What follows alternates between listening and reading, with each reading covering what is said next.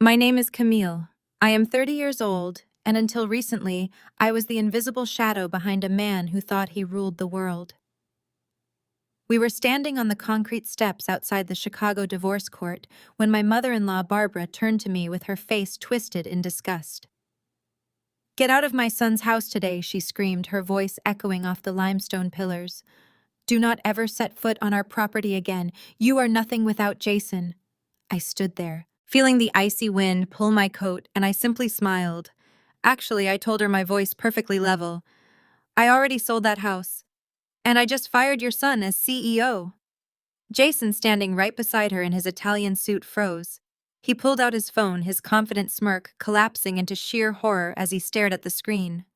But to understand how we reached this spectacular moment of destruction, I have to take you back exactly 6 months to the night my marriage officially ended. Before I continue this story, let me know where you are watching from right now in the comments below. Hit like and subscribe if you have ever had to quietly dismantle the life of a narcissist who mistook your silence for weakness. 6 months ago, I was sitting in a private dining room at an exclusive steakhouse in Chicago. It was supposed to be a celebration of our 4th wedding anniversary. I had arrived early wearing a dress I bought for the occasion, patiently waiting for my husband to finally show up. Jason was 33 years old and the chief executive officer of a logistics technology company. He carried himself like a Silicon Valley titan, always boasting about his expanding empire. His family adored his perceived wealth. His mother, Barbara, worshipped the ground he walked on, treating his success as her own personal achievement. The private room was booked for our immediate family. Barbara was there wearing pearls that Jason had bought her. His younger sister Amanda sat quietly next to her husband Jamal. Jamal was 32, a brilliant and observant black man who worked in corporate risk management. He was the only person in that family who ever treated me with genuine respect. The oak doors swung open 30 minutes late. Jason walked in, but he was not alone. Clinging to his arm was a 24-year-old woman with bleached blonde hair and a dress that left nothing to the imagination. Jason did not have the decency to look guilty. He casually introduced her to the room, as Brittany, claiming she was a new marketing consultant he had hired to help with the company expansion. He said they had been working late, and he decided to bring her along to celebrate. It was a blatant lie. The dynamic in the room shifted instantly. Barbara did not bat an eye at her son bringing another woman to his anniversary dinner. Instead, she looked at me with a smirk that communicated exactly how much she enjoyed my humiliation. She pointed to the chair I was sitting in, the one right next to Jason at the head of the table. "Camille," Barbara commanded, her voice dripping with condescension. "Move down to the end of the table. Brittany is a guest and she needs to sit next to my son to discuss their business. You can go right now and fetch us our drinks from the bar while you are up." I sat there for a moment, processing the sheer audacity of the request. My husband of 4 years was flaunting his mistress on our anniversary, and my mother-in-law was treating me like the hired help. I did not scream. I did not throw my wine glass. I simply stood up, smoothed my skirt, and walked out into the hallway of the restaurant to get some air. Just then, the door opened again. It was Jamal. He walked over to me, his hands shoved into his pockets, looking troubled by what was unfolding inside. He leaned against the textured wallpaper and lowered his voice so no one passing by could hear us. "Camille," he said softly, "you need to listen to me carefully. Jason is losing his mind. I have been looking at some industry trends, and the numbers coming out of his company do not make any sense. He is acting erratic. He is pulling massive amounts of cash from his corporate accounts, and he thinks no one is noticing." Jamal looked me in the eyes, his expression full of concern. "You need to protect yourself right now. Get a lawyer, secure your bank accounts, and do not trust a single word he says. He is burning his own house down, and he is going to try to take you with him." I thanked Jamal, touched by his integrity. What Jamal and the rest of the family did not know was that I was already steps ahead of Jason. They all assumed I was just a quiet, submissive housewife who stayed home and lived off Jason's wealth. Barbara constantly reminded me how lucky I was that her son took care of me. She would loudly complain at every family gathering that I lacked ambition, that I brought nothing to the table, and that Jason was carrying the entire weight of our marriage. Jason fed into this narrative. He loved feeling like the sole provider, the powerful executive who rescued me from a mundane life. He believed that his tech logistics company was the center of the universe. What none of them realized was that my quiet demeanor was not a sign of weakness or complacency. It was the calculated silence of someone who operated at a much higher level than any of them could comprehend. I was a secretive financial strategist. I ran an exclusive venture capital firm that managed billions of dollars in assets. My firm was the silent majority shareholder behind dozens of successful companies across the country. I kept my identity hidden from the public eye using proxies and legal shields to maintain my privacy. I simply did not need any validation from society, and I did not need validation from my arrogant husband or his insufferable mother. That same night, right after the anniversary dinner, I went straight back to our Chicago mansion. The house was quiet. Jason had stayed behind at the restaurant, presumably to take his marketing consultant out for the rest of the evening. When he finally walked through the front door just past midnight, he smelled of bourbon and perfume. He did not look apologetic, he just looked triumphant. He walked into the kitchen where I was pouring a glass of water and tossed a stack of papers onto the marble island. They were divorce papers. "I have outgrown you, Camille," he said, pouring himself another drink. "My company is about to go public. I am about to step into a level of wealth and status that you cannot even fathom. You do not fit into my future anymore. I want you out of this house by the end of the week." He pointed a finger at the papers. "I had my lawyers draft up a generous exit package. There is a $10,000 pity check in there for you to start over. Take it, sign the papers, and leave quietly. You walked into this marriage with nothing, and you are going to walk out with exactly that." He gloated about his success, blinded by his arrogance and his obsession with Brittany. He finally finished his drink, slammed the glass on the counter, and walked out the door, announcing he was going to sleep at Brittany's apartment.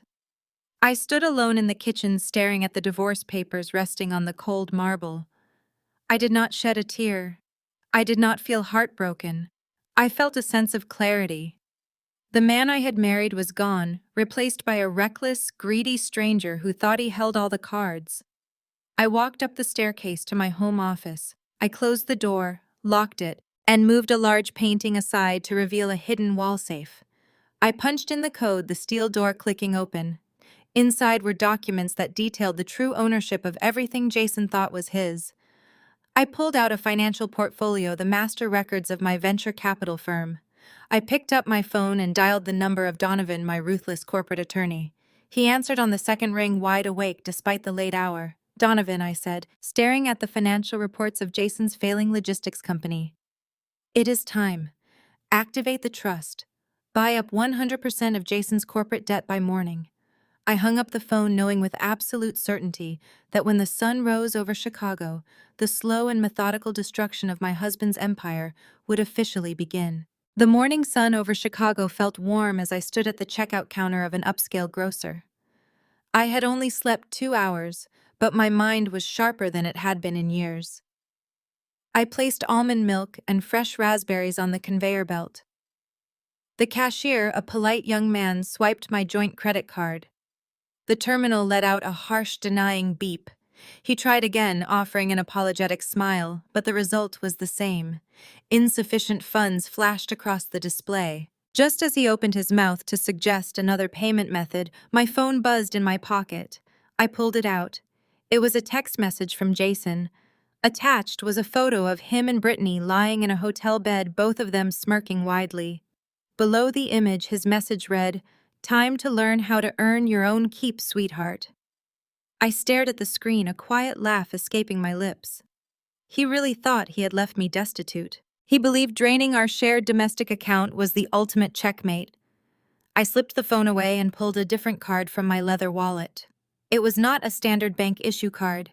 It was a heavy matte black titanium card with no spending limit tied to a private wealth management account Jason did not know existed. I tapped the metal against the reader. The transaction approved instantly. I thanked the cashier, grabbed my groceries, and walked out to my car. I did not drive back to the sprawling suburban mansion I shared with my soon-to-be former husband. Instead, I merged onto the busy highway, heading straight for the towering heart of the Chicago financial district. The massive glass skyscrapers reflected the bright morning sky, standing as monolithic monuments to absolute power and endless capital.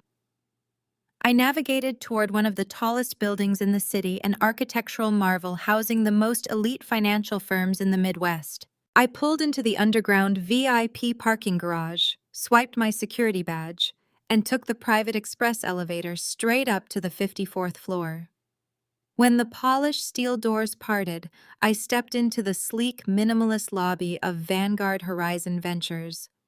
This was my hidden empire. I was not just another employee working in this massive building.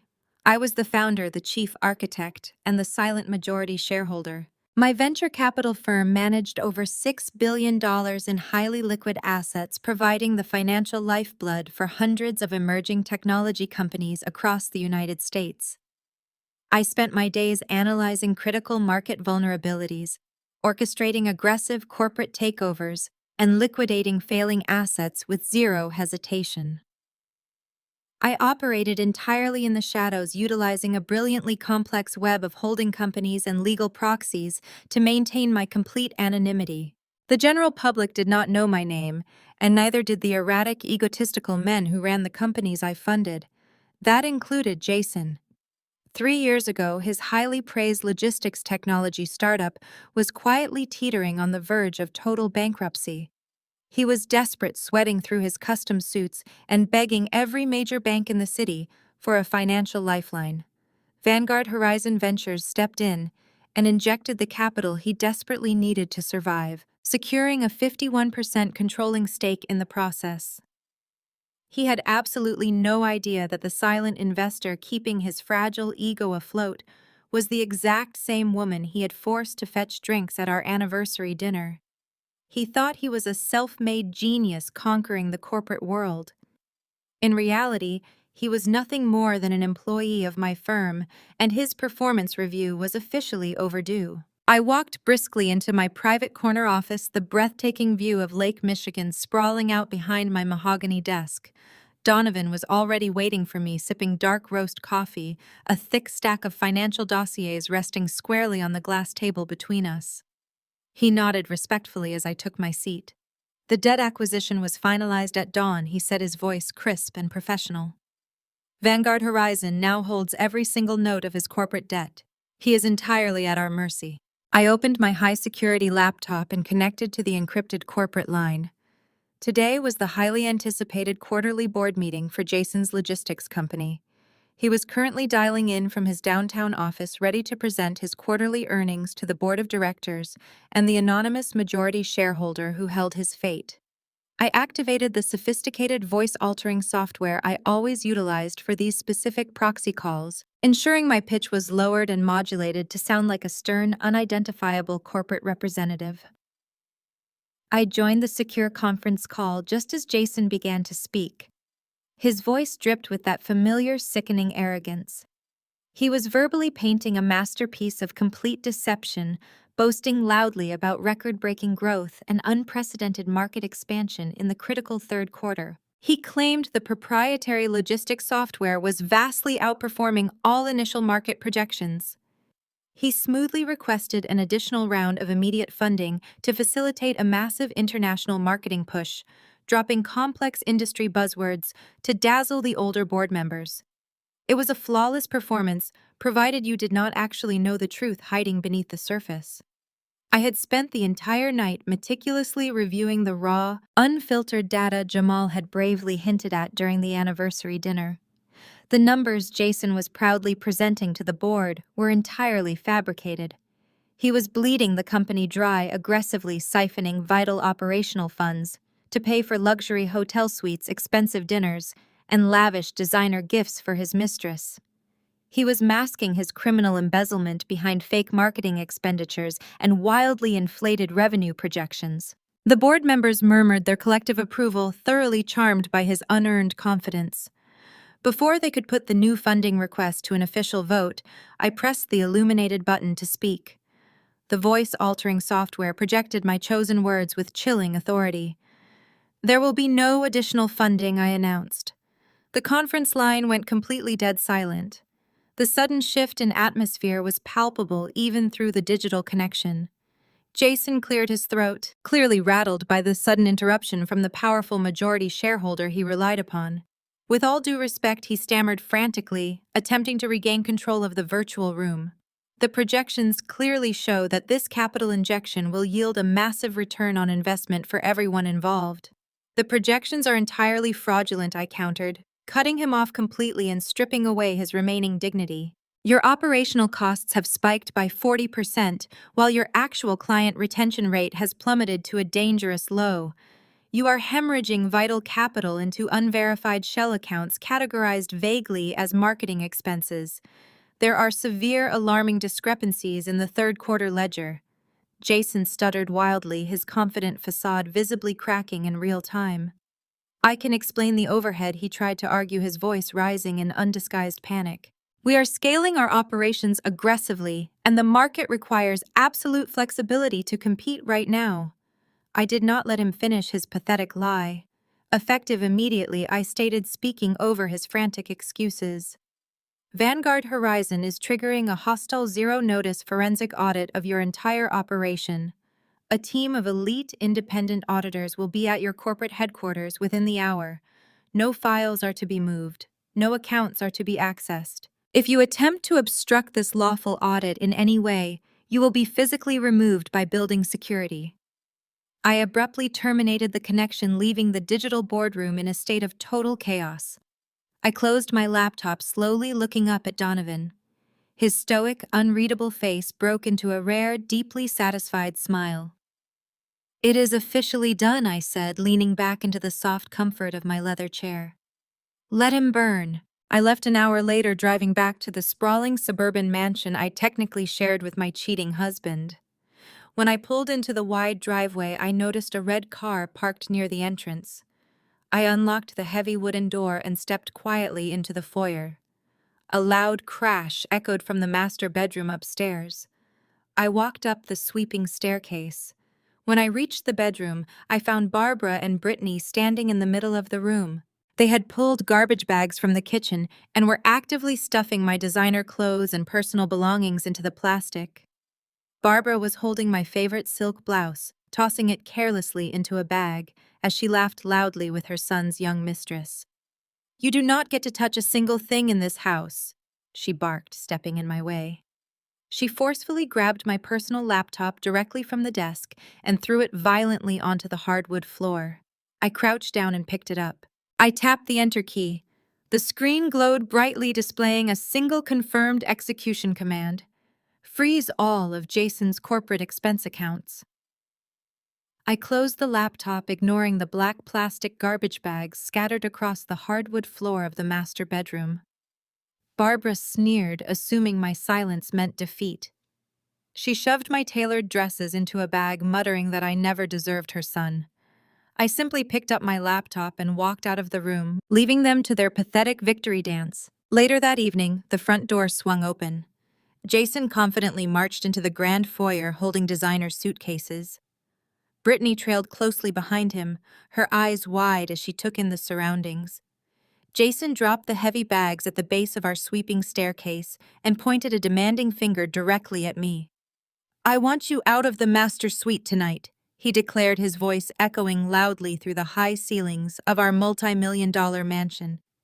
Brittany is moving in permanently. Until the divorce is finalized, stay in the unfinished basement. Keep out of our way, and we will not have a problem. Barbara, who stayed for dinner to witness my downfall, clapped her hands together in pure delight.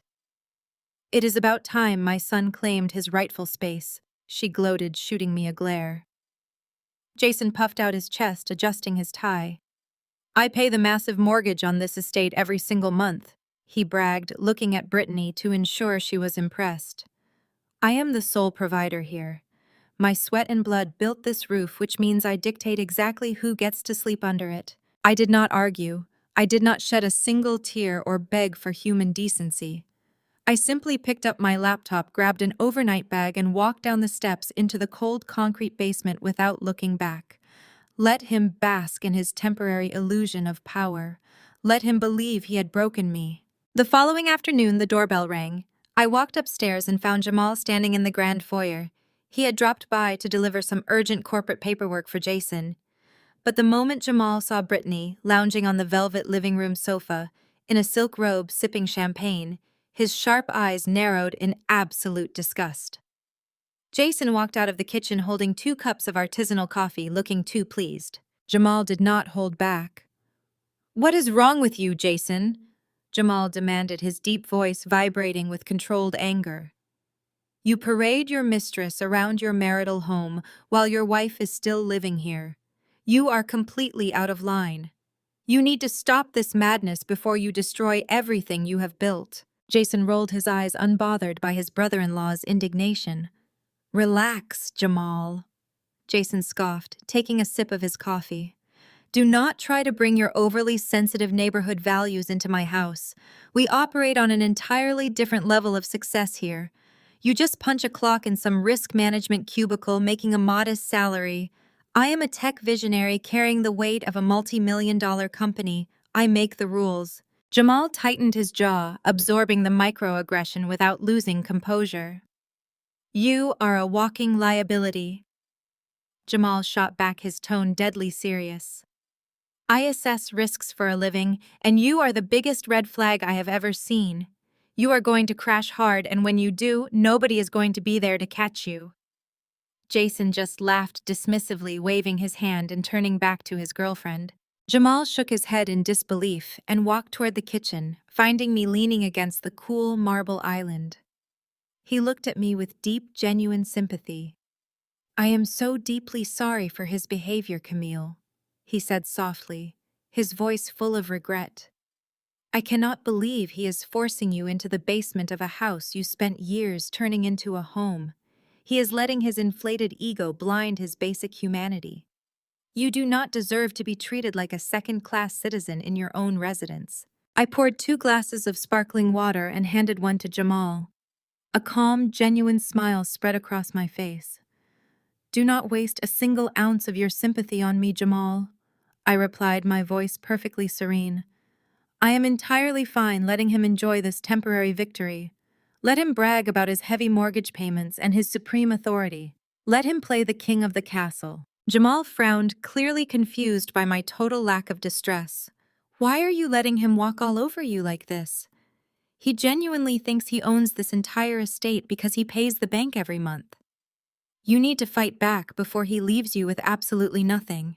I leaned slightly closer, ensuring our voices would not carry into the living room, where Jason and Brittany were currently laughing. "Jason thinks he pays a bank," I whispered, watching Jamal's expression carefully. "But he actually pays me." Jamal froze the glass of water, halting halfway to his mouth. "What do you mean he pays you?" I took a sip of my water, savoring the absolute brilliance of my long-term financial strategy. 3 months before Jason and I got married, I bought this entire $2.5 million property in pure cash. I did not use my own name.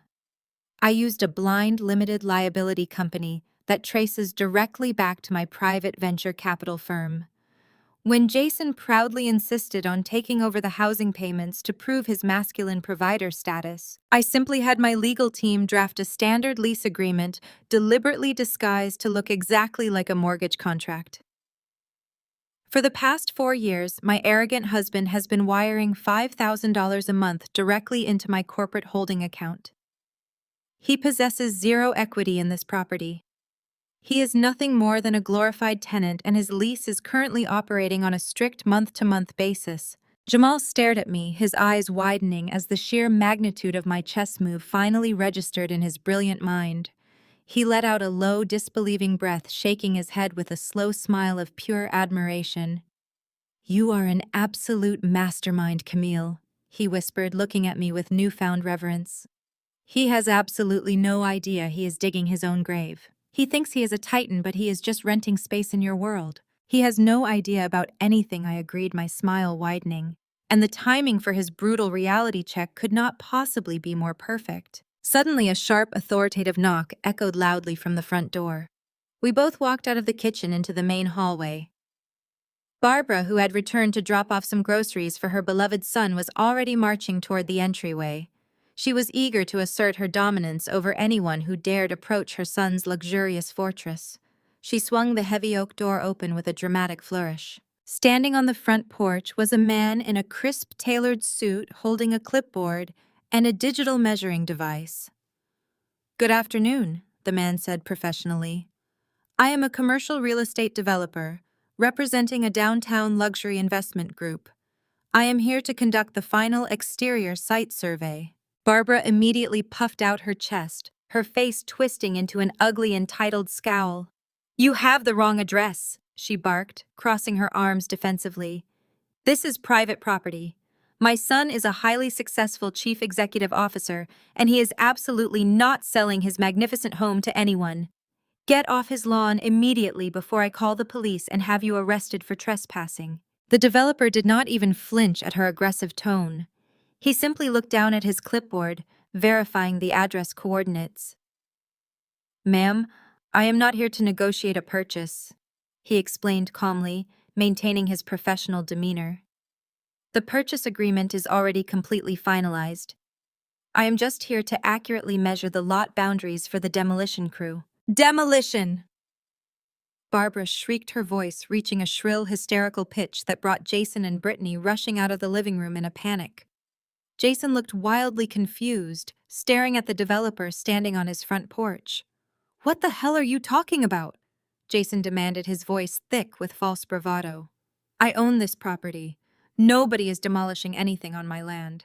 You need to leave right now." I stepped out of the shadows of the hallway and stood gracefully on the second step of the grand staircase, looking down at all of them. I pulled my phone from my pocket and opened my secure email application. A message from the developer's legal team sat waiting perfectly in my drafts. I looked directly into Jason's panicked, arrogant eyes. I tapped the screen, hitting send. The developer's phone pinged instantly in his pocket.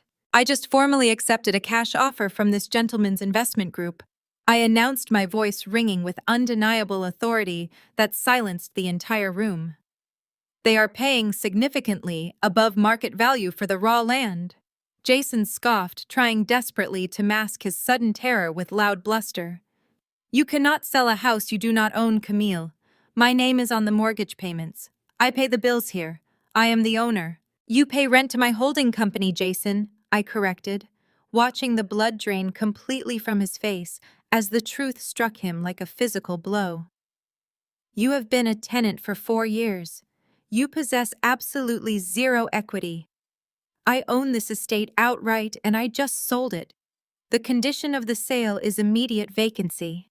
The new owners are bringing in the heavy machinery to bulldoze this entire property in exactly 30 days. Pack your bags quickly, because your eviction notice is already in the mail." The silence in the grand foyer was deafening.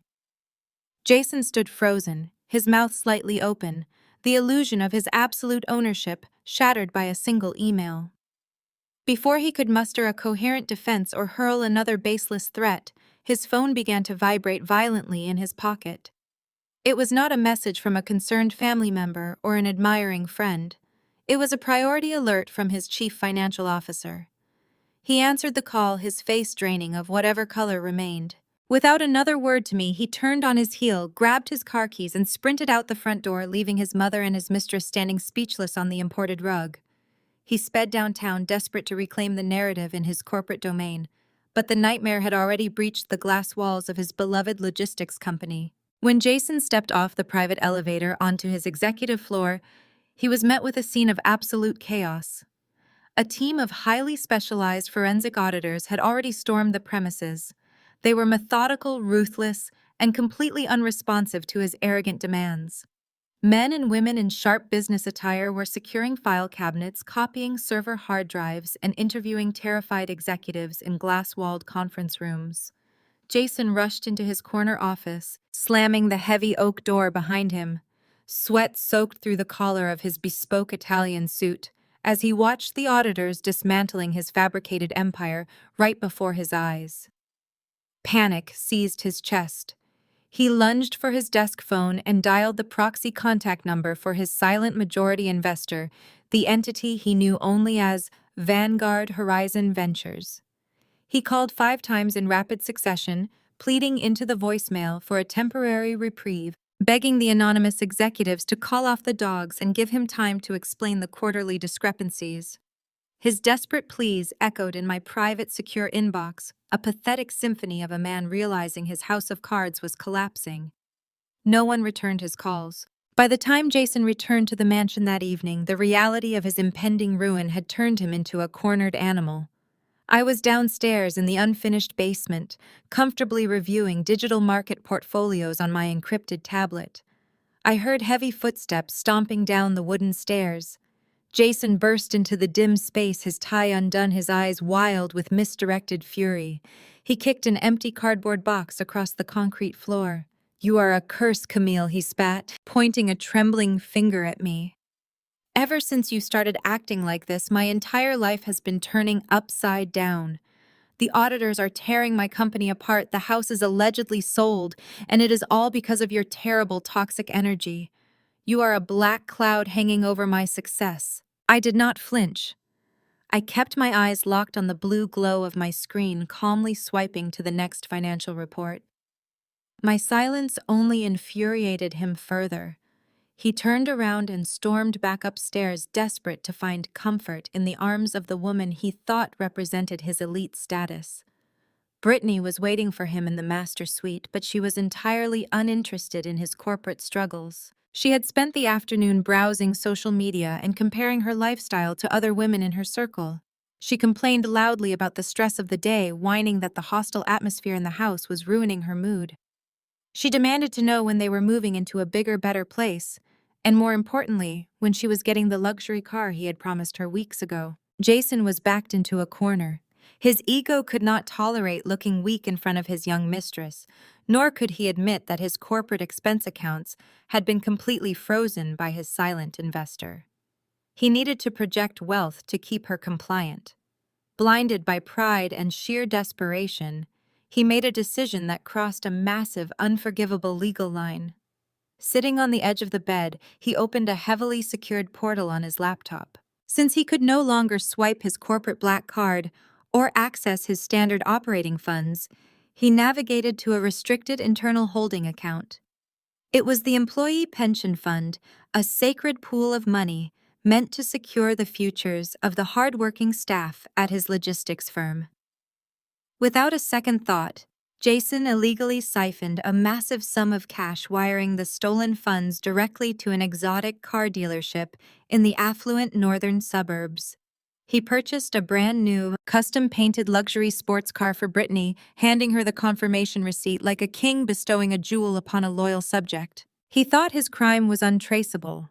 He believed his clever accounting tricks would hide the transfer among the chaotic noise of the ongoing audit. He was wrong.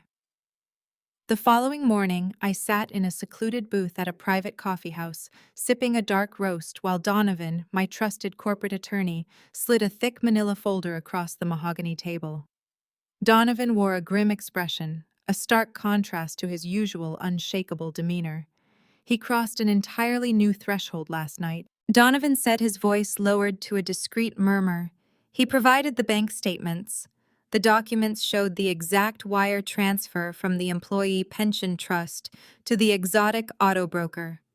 "This is not just terrible business management anymore, Camille. This is blatant, irrefutable corporate embezzlement. It is a federal crime. I want your authorization to contact the authorities right now. We can have the FBI waiting for him in his lobby by noon." I stared at the highlighted digits on the paper. A cold, calculated calm settled over my mind. Sending him to prison right now would be too quick, too sudden. It would allow him to play the victim, to claim he was targeted by a faceless corporate entity before he could implement a genius recovery plan. I wanted his failure to be absolutely complete, publicly undeniable, and legally inescapable. I wanted him to hang himself with his own arrogance. "No," I told Donovan, sliding the folder back across the table. "Do not call the authorities yet. Let him dig a deeper grave." Donovan raised an eyebrow, questioning my strategy. "He is stealing from his employees, Camille. We have to stop the bleeding. We will, I promised, pulling a blank legal pad from my bag. But we are going to do it by giving him exactly what he thinks he wants. We are going to offer him a financial lifeline. I outlined the trap meticulously. My venture capital firm would reach out to Jason through official channels presenting an emergency bridge loan. The loan would provide an immediate influx of cash enough to temporarily satisfy the auditors, replenish the stolen pension funds before the regulators noticed, and keep his daily operations running. It would look like salvation. It would look like his silent investor still believed in his visionary leadership and was willing to overlook the minor discrepancies for the sake of future profits. But the bridge loan would be poisoned. I instructed Donovan to draft the contract with extremely aggressive interest rates and brutal repayment schedules. More importantly, I mandated the inclusion of one specific non-negotiable clause buried deep within the dense legal jargon. It was a clause that narcissistic executives rarely anticipated and almost never survived: a personal guarantee. Donovan smiled slowly, finally seeing the architecture of my plan. A personal guarantee meant that the corporate veil, the legal shield that protected a chief executive's private assets from business liabilities, would be entirely stripped away. If Jason defaulted on this new loan, his company would not just go bankrupt. He would become personally liable for every single penny of the millions of dollars in corporate debt. His bank accounts, his future earnings, his investments, everything he ever claimed to own would be legally forfeited to my firm. Draft it immediately, I instructed. Send it to him before the close of business today. Make sure the proxy representative tells him this is his absolute last chance to save his empire. That afternoon, Jason was pacing the floor of his office, aggressively chewing on his thumbnail as the auditors continued their relentless march through his financial history. His administrative assistant knocked timidly on the door, handing him a sealed envelope delivered by a private courier. Jason tore it open. When his eyes scanned the cover letter bearing the Vanguard Horizon Ventures letterhead, he let out a loud, triumphant bark of laughter. He actually spun around and punched the air, completely convinced of his own invincible brilliance. The silent investor had returned. The massive bridge loan offer stared back at him, promising immediate liquidity and corporate survival. Jason skimmed the executive summary, his eyes locking only on the massive dollar amount being deposited into his account. He did not read the 70 pages of dense legal stipulations that followed. He did not consult outside legal counsel to review the aggressive covenants. He was far too desperate to maintain his lavish lifestyle and far too arrogant to believe any contract could possibly outsmart him. He genuinely believed his sheer charisma had forced his investor to back down and provide the cash. Grabbing a heavy fountain pen from his desk, Jason flipped directly to the final signature page. He did not notice the bold, capitalized heading printed just 3 paragraphs above the signature line, clearly detailing the absolute waiver of corporate immunity. He did not realize he was actively signing away his entire financial existence.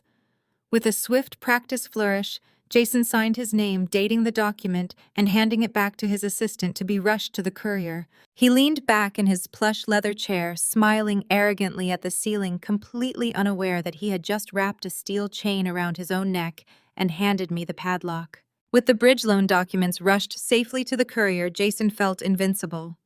Believing he had completely outsmarted a massive financial institution, he organized a lavish charity gala in downtown Chicago to project an illusion of absolute wealth.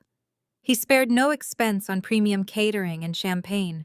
He sent a vicious text message threatening to drag out our divorce proceedings for years if I did not show up to witness his ultimate victory. I agreed to go because I needed to be in the room when my trap finally snapped shut.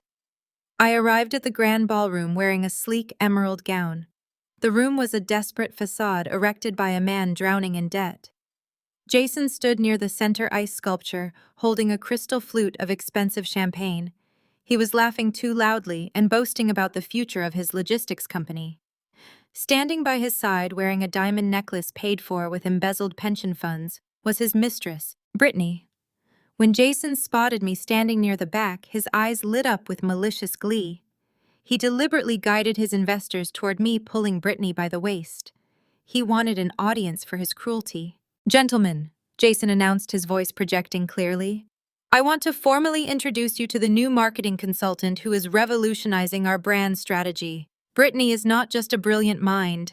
She represents the absolute future of my empire. He looked directly at me, his smug expression daring me to react. Brittany offered a sickly sweet smile. I did not flinch. I simply took a sip of my water and offered a professional nod. My lack of emotional response irritated him, but before he could launch another attack, the sharp tapping of a spoon against a microphone echoed through the ballroom. The string quartet stopped playing. Every head turned toward the small stage. Barbara stood confidently behind the podium wearing a sequined gown. Thank you all for joining us to celebrate my brilliant son and his successful company, Barbara projected. We have so much to be thankful for this year. But tonight, we are not just celebrating corporate milestones. We are celebrating a beautiful new beginning for our family. She gestured dramatically toward Jason and Brittany. I have the absolute honor of announcing that my son and Brittany are expecting a baby. A collective gasp rippled through the elegant crowd.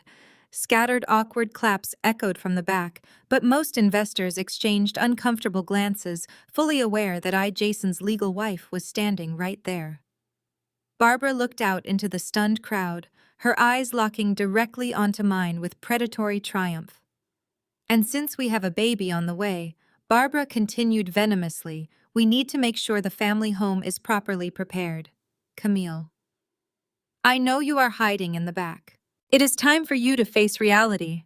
I want your bags packed and belongings cleared out of the mansion by this coming weekend. We need to start decorating the nursery, and a prestigious family home is no place for a bitter, unemployed woman who brings nothing to the table. The ballroom fell dead silent. Publicly evicting your daughter-in-law at a corporate charity gala was a level of trashy behavior that even Chicago high society had never witnessed before. Jason grabbed Brittany's hand, his face flushing red as he realized his mother had just turned his networking event into a grotesque television spectacle. I did not scream. I did not run out in tears.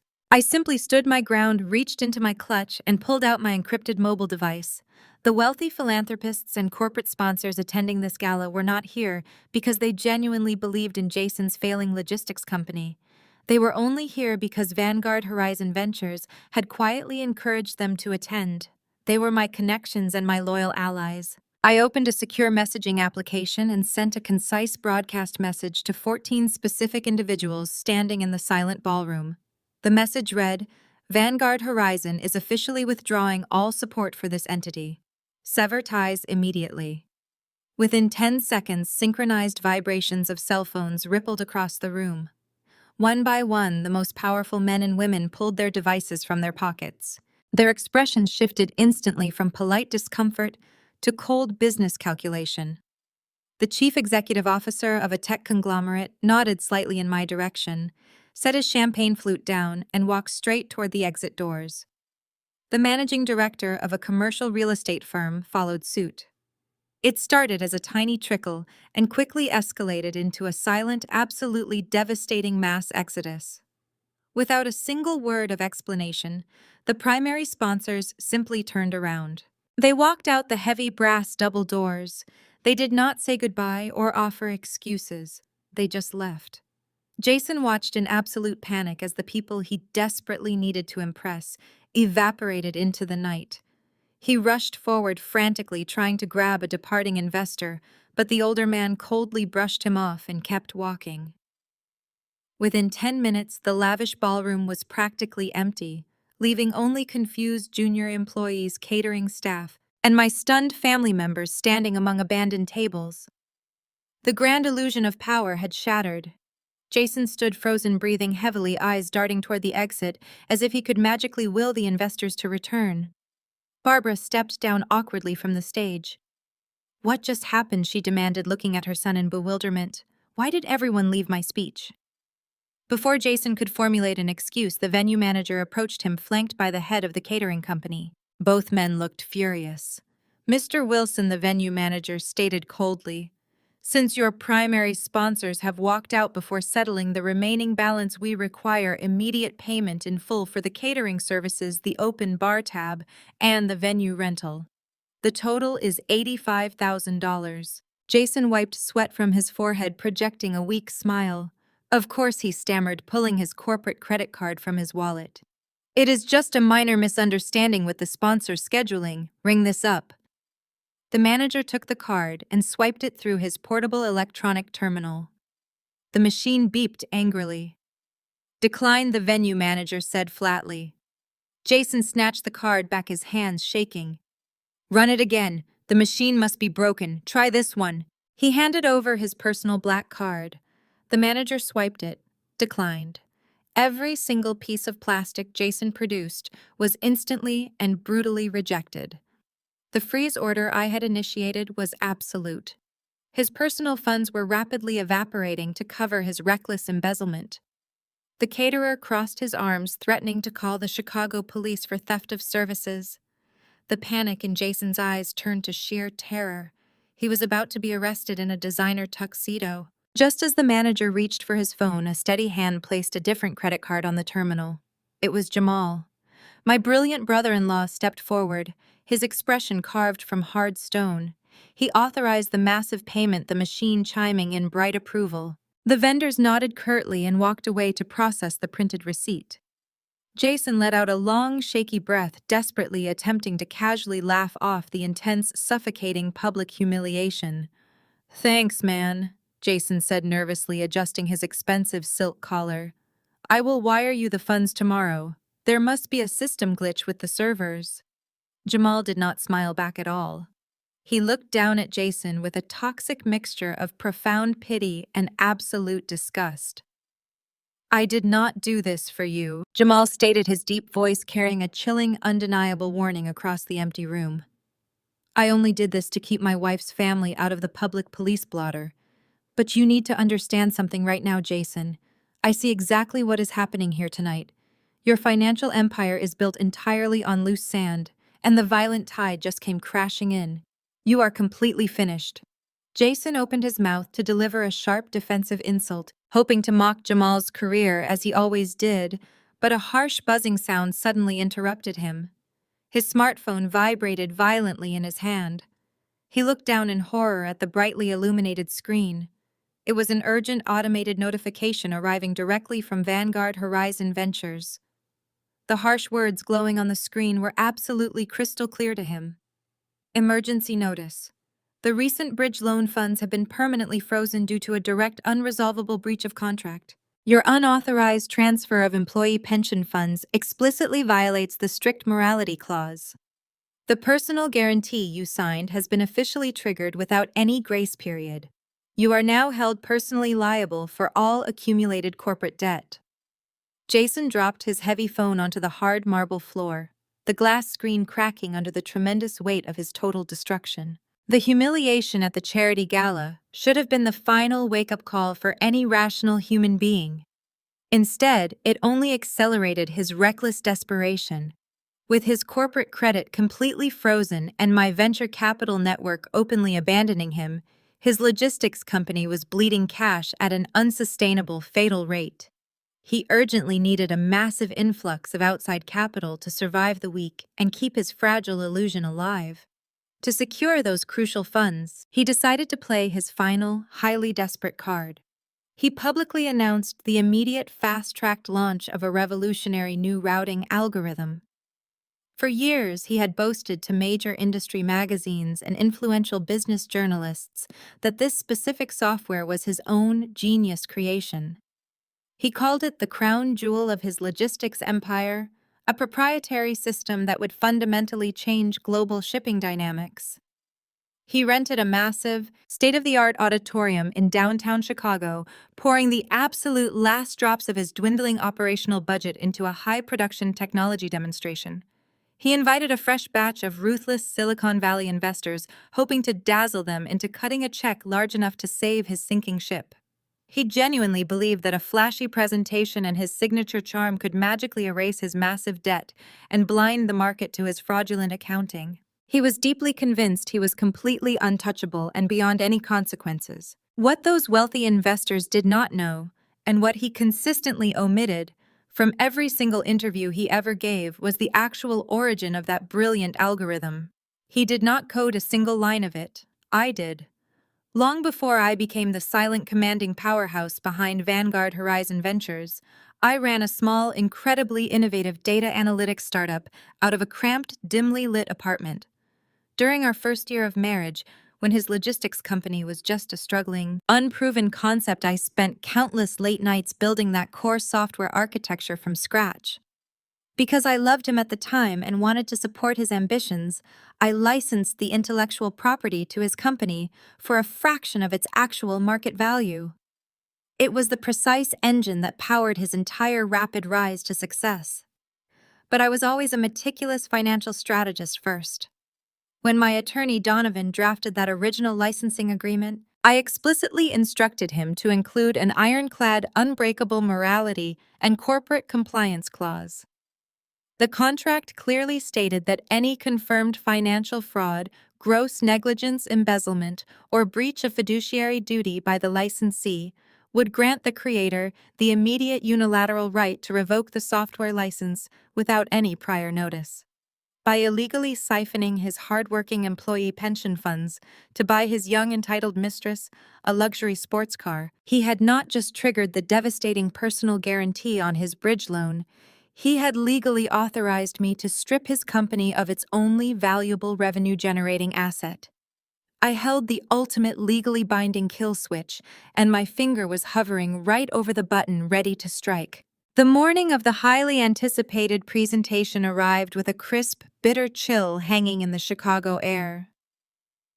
I did not attend the event in person. I simply did not need to lower myself by sitting in that room. Instead, I sat comfortably in my corner office on the 54th floor of the financial district, watching a live encrypted feed of the auditorium through a secure backdoor access point my firm maintained. The venue was absolutely packed with heavy-hitting venture capitalists, cynical tech journalists, and top-tier industry analysts. The stage was bathed in dramatic blue lighting. He stepped out from behind the curtain wearing a pristine, custom-tailored suit, exuding that toxic, unearned confidence I used to mistake for genuine ambition. He paced the wide stage like a Silicon Valley visionary, waving his hands expansively, as he promised the elite audience a software demonstration that would permanently shatter industry standards. He confidently declared that this proprietary code, his absolute masterpiece, would reduce global shipping delays by 40% and optimize supply chains across 3 continents. The wealthy investors leaned forward in their plush velvet seats, clearly intrigued by the bold, highly profitable promise. He turned toward the massive digital screen behind him, gripping a wireless presentation clicker with arrogant certainty. He signaled his tech team in the sound booth to initiate the live, real-time simulation. He pressed the button. The entire auditorium held its collective breath, waiting for the future to unfold. For exactly 2 seconds, a complex, beautifully rendered wireframe of glowing logistics nodes illuminated the massive screen. It looked sleek, sophisticated, and incredibly promising. Then the entire system violently froze. The bright, dynamic colors abruptly vanished, replaced by a stark, absolute black background that swallowed all the light on the stage. He clicked the remote again, a tight, forced smile plastered on his face as he made a weak, practiced joke about technical difficulties and the unpredictability of live demonstrations. The audience offered a polite, muted chuckle, but the tension in the room immediately spiked.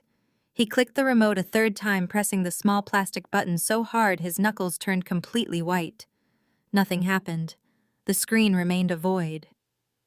I sat at my mahogany desk, took a slow sip of my dark roast coffee, and typed a single execution command into my secure terminal. Instantly, a single line of stark glowing white text appeared directly in the center of the massive black screen behind him.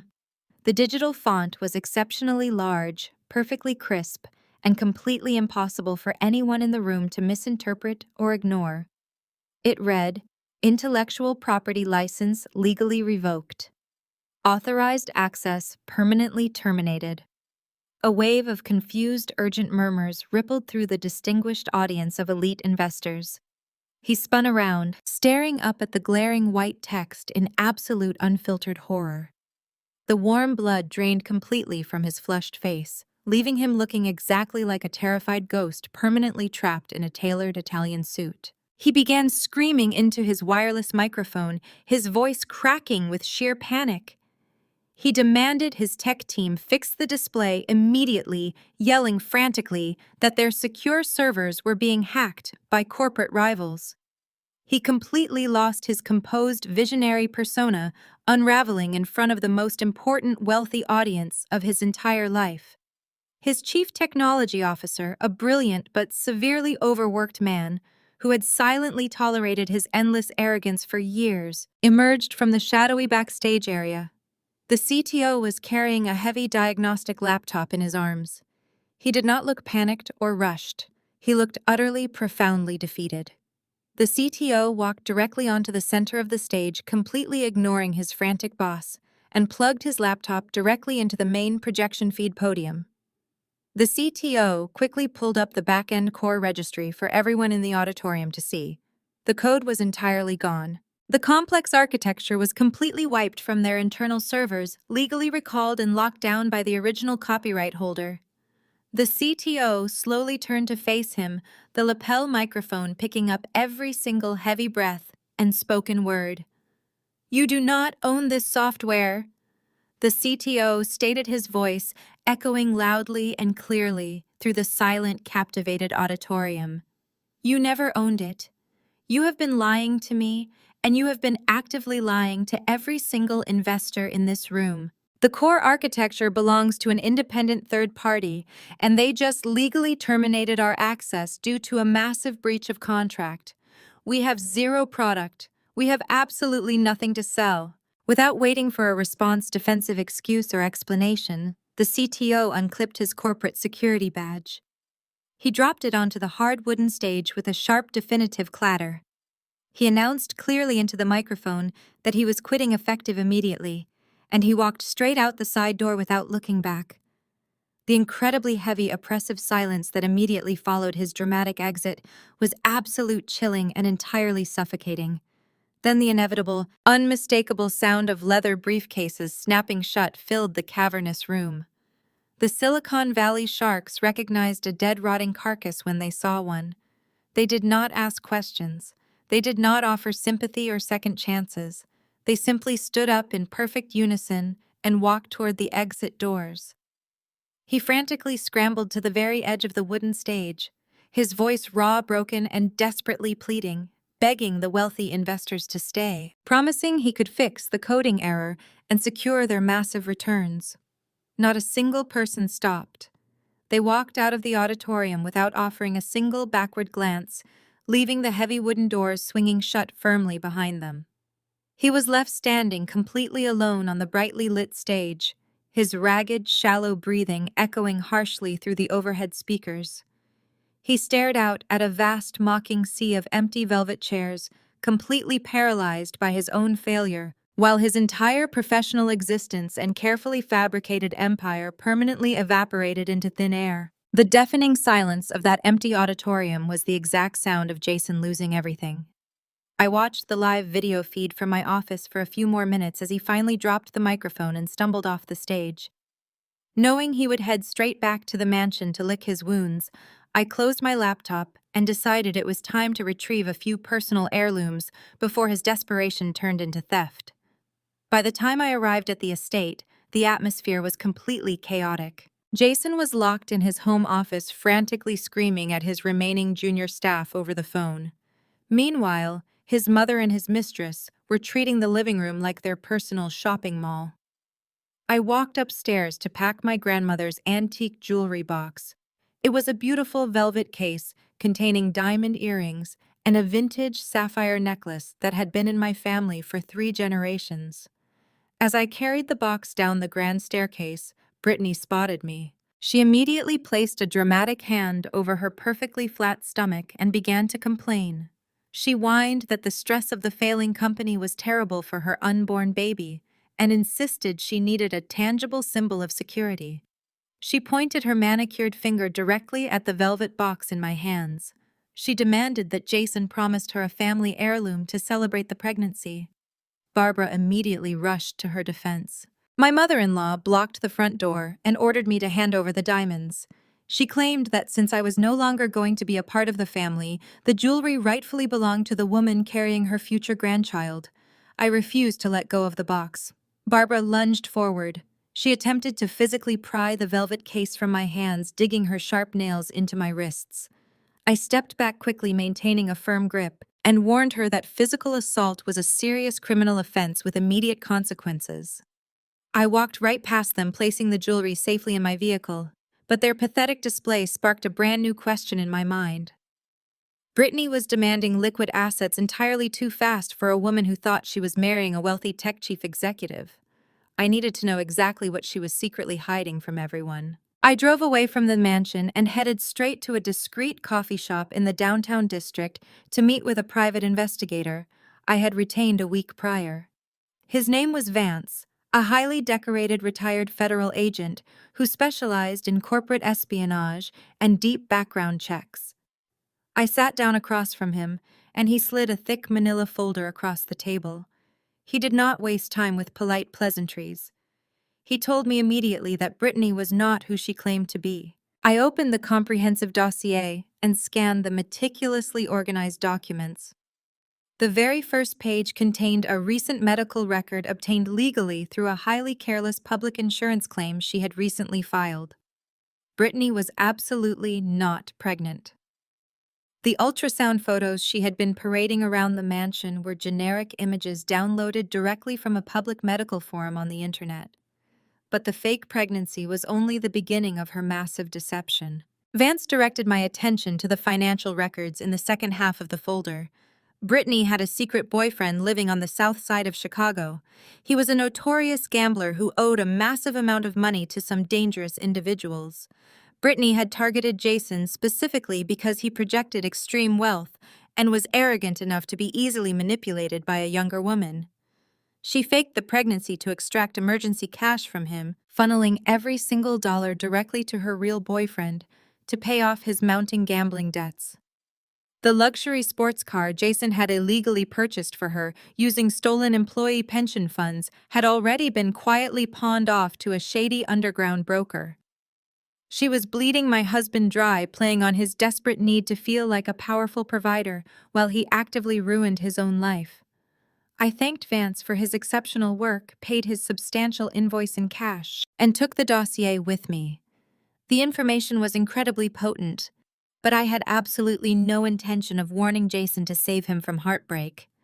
I wanted to use this specific truth to permanently shatter his fragile ego. I returned to the mansion later that afternoon.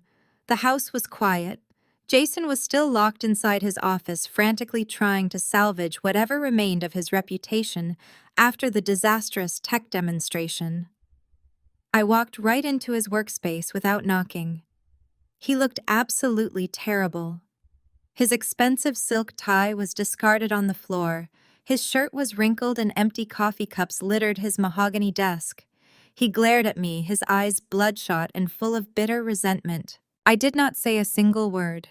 I simply dropped the private investigator's comprehensive dossier directly onto his computer keyboard. I told him he might want to carefully review the medical and financial history of the woman currently carrying his imaginary child. I turned around and walked out of the room, leaving him completely alone with the undeniable truth. I stood quietly in the hallway, patiently waiting for the inevitable explosion. 10 minutes later, the heavy office door flew open. Jason stormed out, clutching the dossier in his shaking hands. His face was bright red with absolute fury.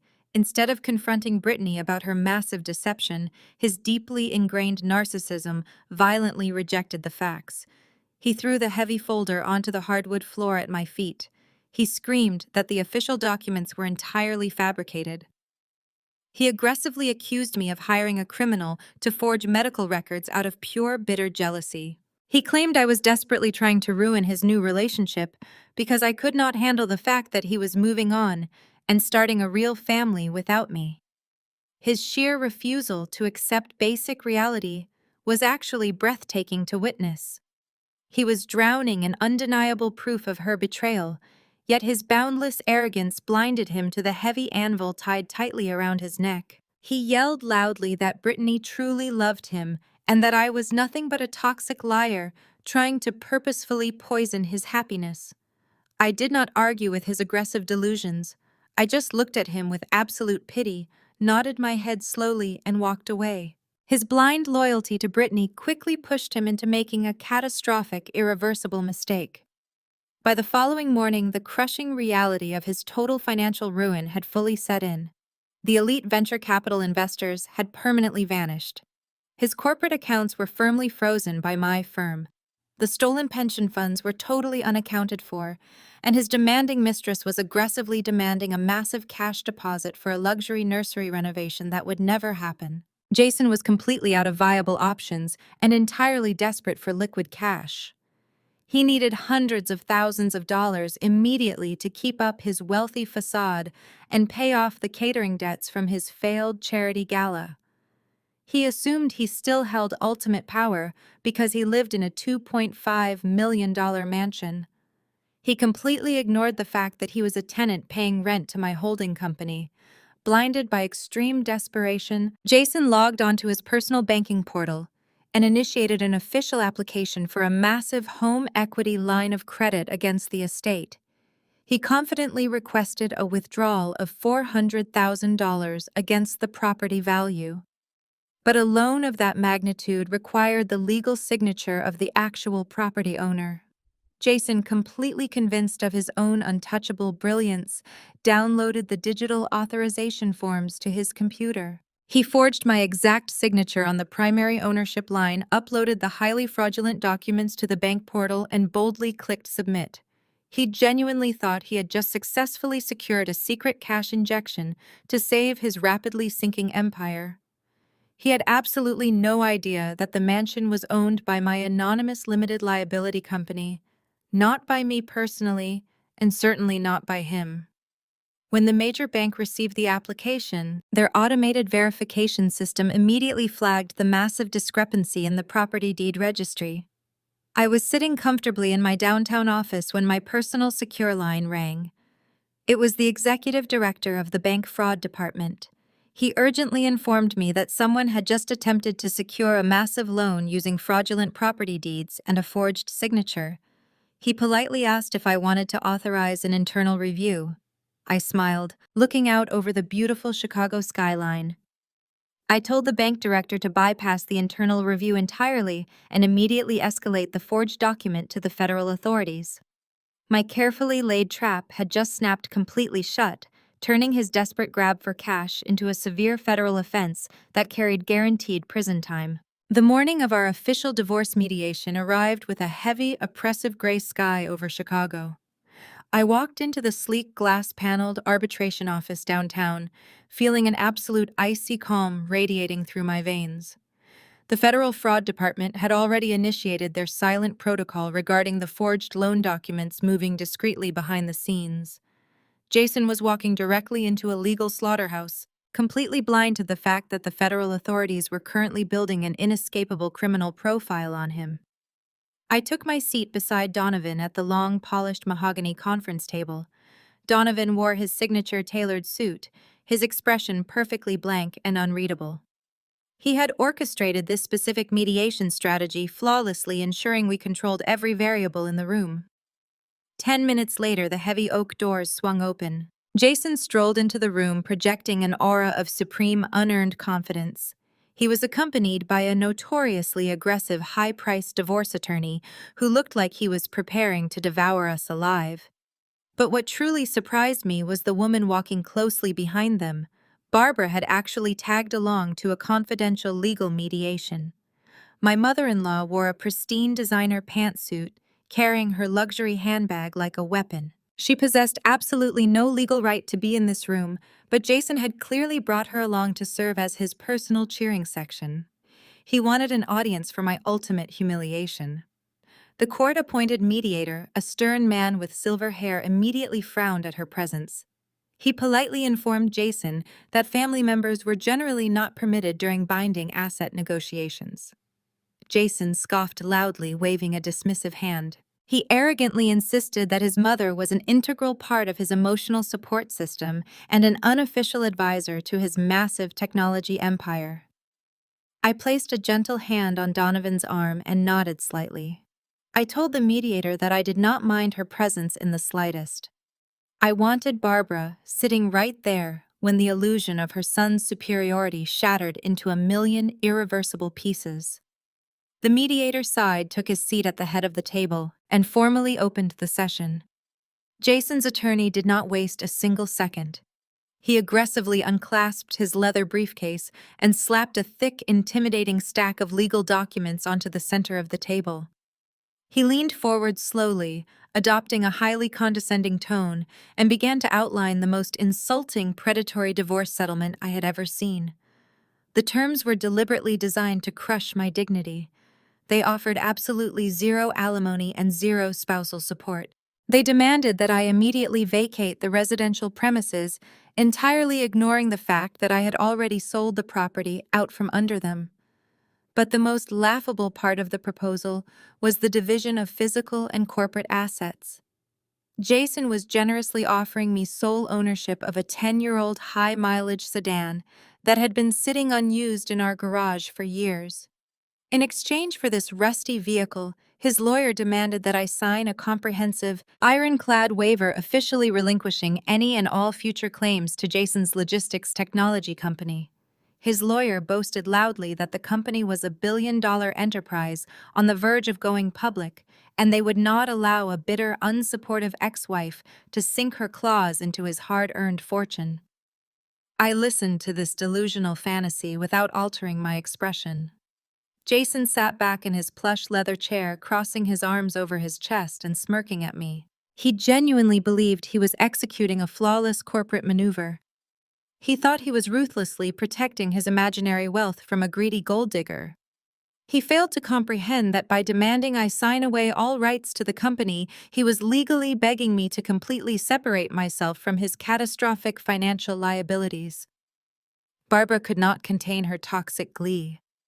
She leaned across the table, violating every rule of professional mediation, and pointed a sharp, manicured finger directly at my face. "You need to sign those papers right now and walk away," she sneered, her voice dripping with absolute venom. "You never belonged in our world anyway. My son is a visionary executive who is destined for greatness. You are nothing but an anchor dragging him down. Take the old car, pack whatever cheap clothes you brought into this marriage, and go back to being a nobody. You should consider yourself extremely lucky that my generous son is not forcing you to pay him for the time he wasted trying to turn you into someone respectable." The mediator quickly intervened, harshly reprimanding Barbara for her hostile outburst and threatening to remove her from the premises. But I raised my hand, silencing the room. I looked directly into Barbara's eyes, allowing a brief, calculated flash of feigned defeat to cross my face. I slumped my shoulders slightly, intentionally adopting the posture of a broken, intimidated woman who had finally realized she was entirely outmatched. I looked down at the thick settlement document resting on the polished wood. I slowly reached into my purse and pulled out a silver fountain pen. Donovan played his part with Academy Award-winning precision. He leaned close to me, placing a hand over the document, and loudly whispered that we should fight for a better, equitable distribution. He explicitly warned me that signing this specific waiver would legally isolate me from any corporate windfalls or financial obligations tied to Jason's business. I shook my head, acting utterly exhausted by the relentless conflict. "I just want this nightmare to be over," I whispered, ensuring my voice was just loud enough for Jason and Barbara to hear. "I do not want anything to do with his company or his debts ever again." I pulled the document toward me. The room was suffocatingly quiet. The only sound was the sharp, distinct scratching of my silver pen moving rapidly across the signature lines. I initialed every single page, explicitly agreeing to the total separation of assets and completely relinquishing my rights to his failing logistics firm. As I completed the final legally binding signature, Jason let out a loud, triumphant bark of laughter. He actually slammed his hand joyfully against the mahogany table, turning to his mother with a look of pure, unadulterated victory. "We did it!" Jason gloated, unable to mask his overwhelming relief. He looked back at me, his eyes shining with pure arrogance. You just walked away from a $1 billion empire because you were too weak to play in the big leagues. I hope you enjoy driving that worthless clunker for the rest of your miserable life. Barbara patted his shoulder proudly, shooting me a look of absolute disgust. I carefully placed the cap back onto my silver pen. I pushed the signed, notarized waiver across the table toward his attorney. The lawyer quickly snatched the document, reviewing my signature with a smug, satisfied nod before slipping it safely into his leather briefcase. The trap was now officially sealed. I was entirely legally insulated from the monumental corporate collapse that was about to occur. I sat up perfectly straight. The feigned posture of defeat instantly vanished from my body, replaced by a cold, commanding presence that visibly unsettled the mediator. I looked at Donovan and gave him a single definitive nod. The heavy oak doors of the Chicago family court swung shut behind us, sealing the end of my marriage to Jason. Inside that wood-paneled room, the judge had just struck his gavel, finalizing the absolute severing of our lives. Donovan stood calmly by my side, packing his leather briefcase with the meticulous precision of a man who had just orchestrated a flawless legal execution. Jason sat across the aisle, adjusting the cuffs of his tailored suit with an air of arrogant defiance. He genuinely believed he had just walked away with the victory of a lifetime. In his mind, he had successfully forced me to sign away all my rights to his logistics company during mediation, completely insulating his vast wealth from a greedy ex-wife. He had no idea that he had actually signed his own financial death warrant, eagerly taking sole ownership of a company that was currently drowning in federal subpoenas and catastrophic debt. He thought the bridge loan he secured would save his operations. He thought his highly aggressive legal team could somehow tie up my sale of the suburban mansion in endless litigation, ensuring he and his mistress could remain living in absolute luxury while the courts sorted out the paperwork. Jason looked at me with a smug, satisfied grin, completely detached from the suffocating reality closing in around him. He gathered his forged documents and strutted out of the courtroom, entirely convinced that his carefully constructed empire was completely untouchable. I followed at a measured pace, letting the immense satisfaction of the moment wash over me. The marble floors of the courthouse echoed with the sharp, rhythmic click of my heels. Every single step felt like a heavy chain snapping off my wrists. For 4 years, I had played the role of the quiet, submissive wife standing silently in the shadows while my husband and his mother diminished my existence. They had treated me like an insignificant accessory, a temporary placeholder, until someone better came along. Now I was walking out of this building as the sole architect of their absolute destruction. Donovan offered a slight professional nod before turning down a separate corridor to file the final decrees, leaving me to face the impending collision alone. I pushed through the heavy revolving glass doors, stepping out into the crisp, biting wind of the Chicago afternoon. The towering limestone pillars of the courthouse framed the bustling city street below. Jason was already standing at the bottom of the wide concrete steps, aggressively checking his phone, while his mother Barbara waited for him. Barbara had insisted on attending the final hearing just to witness my ultimate humiliation. She wore a pristine designer coat, her posture rigid with that toxic classist superiority she always wielded like a weapon. When she saw me emerge from the building, her face instantly contorted into a mask of pure, unadulterated hatred. She marched up the concrete steps toward me, her designer heels clicking sharply against the stone. She wanted to deliver one final crushing blow to ensure I knew exactly where I stood in her hierarchical world. She stopped 2 steps below me, forcing her to look up, but her eyes remained cold and condescending. She pointed a manicured finger directly at my chest. "Get out of my house today," she screamed, her voice carrying over the noise of the busy downtown traffic. "Do not ever set foot on our property again. You are nothing without Jason." I stood there feeling the icy wind whip around us, and I simply smiled. It was not a smile of defense or polite accommodation. It was a smile of absolute, undeniable power. The moment I had meticulously engineered for the past 6 months had finally arrived, perfectly aligning with the cold, hard facts of my concealed reality. Actually, I replied, my voice completely level and completely devoid of any sympathy. I already sold that house, and I just fired your son. The words hung in the frigid air, striking Barbara with the force of a physical blow. Her hand dropped slowly to her side, her mouth falling open as her brain desperately tried to process the sheer impossibility of my statement. Jason, who had been aggressively typing on his phone at the bottom of the stairs, suddenly froze completely. His head snapped up, his eyes wide, with a sudden sickening realization. He looked down at the bright screen of his mobile device. The arrogant color instantly drained from his flushed face, leaving him looking like a pale, terrified ghost. I knew exactly what he was staring at. Precisely 2 minutes earlier, the automated corporate servers at Vanguard Horizon Ventures had officially transmitted a formal termination letter directly to his encrypted executive inbox.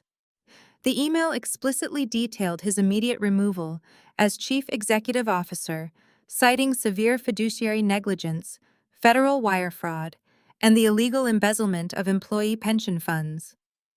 It informed him that his building security clearance was permanently revoked and his shares were officially seized. His hands began to shake violently. Frantic and gasping for air, Jason quickly switched applications, opening his secure private banking portal. The screen loaded, displaying the devastating consequences of his own monumental arrogance. The brutal personal guarantee clause he had so eagerly signed without reading had been completely triggered by his default.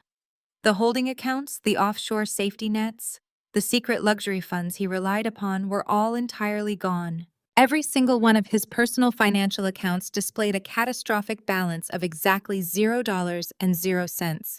My venture capital firm had legally swept his entire net worth into the corporate void, leaving him absolutely destitute. He dropped his expensive leather briefcase onto the concrete, letting the expensive settlement papers scatter across the dirty steps. "You destroyed me," he whispered, his voice cracking with a terrifying mixture of profound disbelief and raw, unfiltered panic. "You took absolutely everything." "I did not take anything, Jason," I countered, looking down at the pathetic shell of the man I once married. "You gave it all away the moment you decided your ego was more important than your integrity. You stole from your own employees to buy a luxury sports car for a mistress who faked a pregnancy. You tried to forge my signature to steal equity from a property I purchased in cash. You burned your own empire to the ground. I just provided the match." The absolute finality of his total ruin finally shattered whatever fragile mental barrier he had left. A loud guttural scream suddenly ripped from his throat. His shock morphed instantly into a blinding, violent rage. He lunged up the concrete steps, his hands outstretched like claws aimed directly at my throat, intending to physically tear me apart right there in front of the courthouse. I did not flinch. I did not even take a single step back. Before Jason could even close the distance between us, a massive figure stepped smoothly out from the shadows of the large limestone pillar to my left. A strong, unyielding hand shot forward and caught Jason directly in the center of his chest, stopping his violent forward momentum instantly. Jason crashed backward, stumbling clumsily down 2 steps before desperately catching his balance. He looked up, chest heaving, ready to fight whoever had dared to intercept his revenge. It was Jamal. My brilliant, resilient black brother-in-law stood firmly between me and the man who had just tried to attack me. Jamal wore a perfectly tailored dark navy suit, exuding an aura of calm, absolute authority that Jason had never possessed in his entire life. Jamal looked down at Jason with a steady, composed gaze, completely unbothered by the erratic, pathetic flailing of a ruined man. "What are you doing here, Jamal?" Jason demanded, his voice hysterical and shrill. "Get out of my way right now. This crazy woman just stole my entire company. She belongs in jail." Jamal did not move a single inch. He simply adjusted his suit jacket and looked at Jason with deep, profound pity. "She did not steal your company, Jason," Jamal stated, his deep voice resonating with an undeniable professional gravitas. "She owned it the entire time, and she just thoroughly cleaned up the toxic radioactive mess you created." Jason stared at the husband of his sister, completely bewildered. "You work for me, Jamal." Jason spat desperately, trying to cling to any remaining shred of his fabricated superiority. I am your boss. You are fired too. Jamal let out a low, quiet laugh, shaking his head slowly at the delusion standing before him.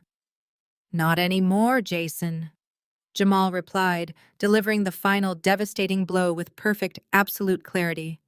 Camille just appointed me as the new Chief Operating Officer of Vanguard Horizon Ventures. I am running the logistics division now. You do not work here anymore, and you certainly will not ever give me any orders again. Your reign of terror over this entire family is permanently finished, starting right this exact second. The afternoon sun was already beginning to cast long, golden shadows across the suburban neighborhood when the black luxury SUV tore down the quiet street, its tires screeching against the asphalt. Jason, his face a mask of absolute desperation, whipped the heavy vehicle into our long, winding driveway. Behind the tinted windows, Barbara sat rigidly in the passenger seat, her knuckles white as she clutched her designer handbag. Brittany, visibly shaken in the back seat, was already mentally tallying what she could salvage before the impending federal disaster consumed them all. They had raced back from the courthouse at breakneck speed, terrified by my final parting words, determined to secure whatever cash passports and valuable jewelry they could grab before the authorities inevitably arrived. Jason slammed the transmission into park, barely waiting for the engine to idle, before he shoved his door open, his frantic gaze fixed on the imposing front facade of the $2.5 million mansion he still arrogantly believed belonged to him. What he saw instead stopped him dead in his tracks, freezing the frantic energy right out of his body. The sweeping, meticulously paved driveway was completely blocked. 3 massive heavy-duty commercial demolition prep trucks were parked diagonally across the entrance, their hazard lights blinking in silent rhythmic warning. A large crew of burly men in bright yellow hard hats and high-visibility vests was actively unloading thick rolls of industrial plastic sheeting and heavy metal scaffolding onto the manicured front lawn. And standing directly in front of the ornate, custom-carved double doors of the mansion were 2 armed sheriff's deputies, their hands resting casually on their utility belts, their expressions stoic and unyielding. The reality of his absolute ruin, which he had so aggressively denied at the courthouse, was now manifesting physically before his very eyes. Jason stumbled forward, his polished dress shoes slipping slightly on the gravel edge of the driveway, his mouth opening and closing as he struggled to comprehend the surreal scene playing out on his supposed property. What the hell is going on here? Jason screamed, his voice cracking with a mixture of raw panic and fading entitlement. He pointed a trembling finger at the demolition crew. Get those trucks off my driveway right now. I am the owner of this estate. I am calling the police. One of the sheriff's deputies, a tall man with graying hair at his temples, stepped forward slowly, his demeanor projecting the calm, weary authority of a man who had dealt with hundreds of hysterical, newly bankrupt executives. He did not reach for his radio or react to Jason's aggressive tone. He simply pulled a folded, heavily stamped legal document from the breast pocket of his crisp uniform.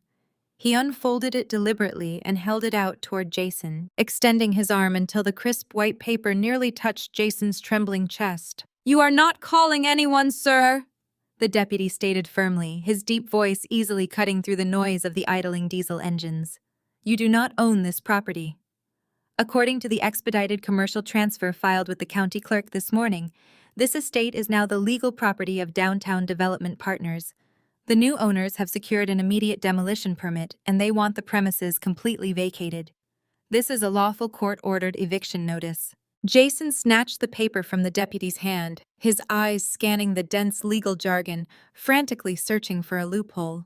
A mistake, any tiny shred of evidence that this was just another sophisticated corporate bluff. But the stamped signatures were undeniable. The blind limited liability company that he had been paying rent to for 4 years had indeed sold the property out from under him, just as I had warned. The transaction was finalized. The property lines were legally redrawn. Barbara, having finally scrambled out of the passenger seat, rushed to her son's side, peering over his shoulder at the eviction notice. Her perfectly coiffed hair was slightly disheveled from the frantic car ride, and her face was pale with dawning horror. "This is outrageous!" Barbara shrieked, her voice reaching a shrill, hysterical pitch that caused the demolition workers to pause and look over. "We are prominent members of this community. You cannot just throw us out onto the street like common criminals. My son is a highly successful chief executive. Yu's son is a tenant whose month-to-month lease was officially terminated 30 days ago." The deputy corrected her, entirely unimpressed by her desperate attempt to wield her shattered social status. "The property was sold by the legal owner to a commercial developer who plans to raise the structure at dawn. Now, because this is an expedited commercial demolition turnover, you do not have the standard 30 days to vacate. You have exactly 15 minutes. 15 minutes! Jason choked out the paper, trembling violently in his hands. "Are you out of your mind? I have millions of dollars worth of custom furniture, designer suits, and irreplaceable electronics in there. I need moving trucks. I need a week to pack my things. You cannot expect me to empty a massive estate in 15 minutes. The deputy crossed his arms over his chest, his expression hardening into absolute granite. "Sir, I do not care if you have the crown jewels locked in a vault upstairs. You are currently trespassing on an active commercial demolition site. The new owners have graciously granted you a 15-minute window to gather essential personal belongings. Anything left inside the structure when that timer expires will be considered abandoned property and will be destroyed along with the house tomorrow morning. Your 15 minutes start right now." The sheer brutality of the deadline finally shattered Jason's remaining resistance. The realization that he was officially broke, entirely homeless, and rapidly facing federal prison finally breached his massive ego. He let out a strange, panicked whimper and sprinted past the deputies, shoving the heavy front doors open and disappearing into the grand foyer. Barbara, shrieking in absolute distress, hiked up her expensive designer skirt and ran clumsily after him, desperately yelling about needing to save her vintage furs and imported crystal vases. They were reduced to frantic scavengers scrambling wildly through a mansion they once falsely claimed as their absolute domain. Brittany, however, did not follow them inside. She remained standing near the back door of the luxury SUV, her eyes wide as she watched the chaotic scene unfold. The young mistress, who had eagerly moved into the mansion, expecting a life of effortless luxury and endless credit limits, was now face to face with the smoking crater of Jason's destroyed empire. She watched Jason, the man she thought was a powerful tech visionary, reduced to a desperate, sweating mess, begging for 15 minutes to salvage his underwear. She looked at the sheriff's deputies, then at the demolition crew, and finally, she looked down at the large, glittering engagement ring resting on her left hand. The ring Jason had proudly presented to her, promising a future built on billions. Brittany let out a harsh, bitter laugh. It was a cold, calculating sound that carried absolutely no affection or loyalty. She reached down and gripped the heavy ring. With a sharp, violent tug, she pulled it off her finger. She did not look heartbroken. She looked profoundly annoyed that she had wasted 6 months on a man whose entire existence was a massive, carefully constructed fraud. She marched over to the front door just as Jason emerged, his arms laden with an absurd, chaotic bundle of tailored suits, a humidor, and a velvet watchbox. He was panting heavily, his eyes wild and unfocused, desperately looking around for a place to dump his salvaged treasures before running back inside for more. Brittany stepped directly into his path, blocking his frantic return to the house. Jason, breathlessly attempting to push past her, yelled at her to help him grab the electronic safe from the master bedroom. Brittany did not move. She simply stared at him with an expression of pure, unfiltered contempt. She raised her hand and threw the glittering engagement ring directly at his chest. The heavy metal struck his sternum and bounced off, clattering loudly against the stone steps. "Keep your fake diamond?" "Jason," Brittany spat, her voice dripping with absolute disgust. "I took it to a jeweler last week to get it appraised. It is cubic zirconia. You really thought you could play me while you were playing your wife. You are nothing but a broke, pathetic fraud, and I am not going down with your sinking ship." Jason stared at her, stunned into silence, the bundle of expensive suits slipping from his trembling grasp and tumbling onto the dirty concrete. Brittany did not wait for a response. She pulled her smartphone from her purse, rapidly tapping the screen. A sleek black Uber pulled up to the curb just outside the blocked driveway a moment later. A younger, sharply dressed man stepped out of the back seat, offering Brittany a bright, welcoming smile. It was the other boyfriend, the gambler she had been secretly paying off with the cash she manipulated out of Jason's stolen pension funds. She strutted toward the waiting car, leaving Jason standing amidst the scattered remnants of his destroyed life. She climbed into the Uber, slamming the door shut, without a single backward glance, abandoning him to face the crushing reality of his total and absolute ruin alone. The icy rain began to fall just as the 15-minute eviction window expired. The heavy droplets hit the driveway, washing away the fabricated empire Jason and Barbara had paraded as their own. Standing on the wet concrete stripped of the mansion that had served as her ultimate status symbol, Barbara looked unrecognizable. She was no longer the matriarch who had ordered me to fetch her drinks and forced me into an unfinished basement. She was a drenched, panicked woman clutching a garbage bag filled with whatever designer clothes she had hastily pulled from her custom closet. Her silk blouse clung to her shivering frame, and her hair was plastered against her cheeks. Jason stood a few feet away, paralyzed by shock, staring at the demolition trucks dismantling his false reality. He had dropped his garbage bag onto the gravel, defeated by the evaporation of his wealth and his pending prosecution. Barbara was not ready to surrender her identity. She pulled her mobile device from her pocket, determined to leverage her extensive network of affluent Chicago socialites. She had spent decades cultivating relationships at the most exclusive country clubs, securing her position at the top of the local aristocratic hierarchy. She genuinely believed her influential friends would send a luxury vehicle to rescue her from this grotesque humiliation. She dialed the number of a prominent real estate mogul wife, a woman she had dined with 3 days prior. The line rang twice before connecting. Barbara launched into a frantic explanation, claiming a catastrophic administrative error with the property deed and requesting the use of their downtown guest penthouse for the weekend. The woman on the other end of the line did not offer sympathy. She let out a sharp breath and disconnected the call. Barbara stared at the screen in disbelief, the dial tone mocking her desperation. She quickly dialed another number, calling the chairwoman of the prestigious charity board she sat on. The call went straight to voicemail. She tried a third, a fourth, and a fifth contact. She called women who had toasted to her success at Jason Charity Gala, women who had praised her taste. Every single call resulted in a swift rejection, a harsh hang-up, or a direct route to voicemail. What Barbara failed to comprehend as she stood shivering in the rain was that the elite echelons of Chicago high society operated on a foundation of absolute ruthless self-preservation. They were not ignoring her calls because they were busy. They were actively blacklisting her because of me. Earlier that morning, while Jason strutted into our divorce mediation, I had instructed Donovan to execute the final phase of our strategy. We did not simply trigger the personal guarantee and alert the federal authorities to Jason pension embezzlement. We ensured the destruction of their social capital. Donovan had legally submitted the forensic audit, the verified fraud documents, and the irrefutable proof of the stolen employee pension funds directly into the public legal record. I took it one necessary step further.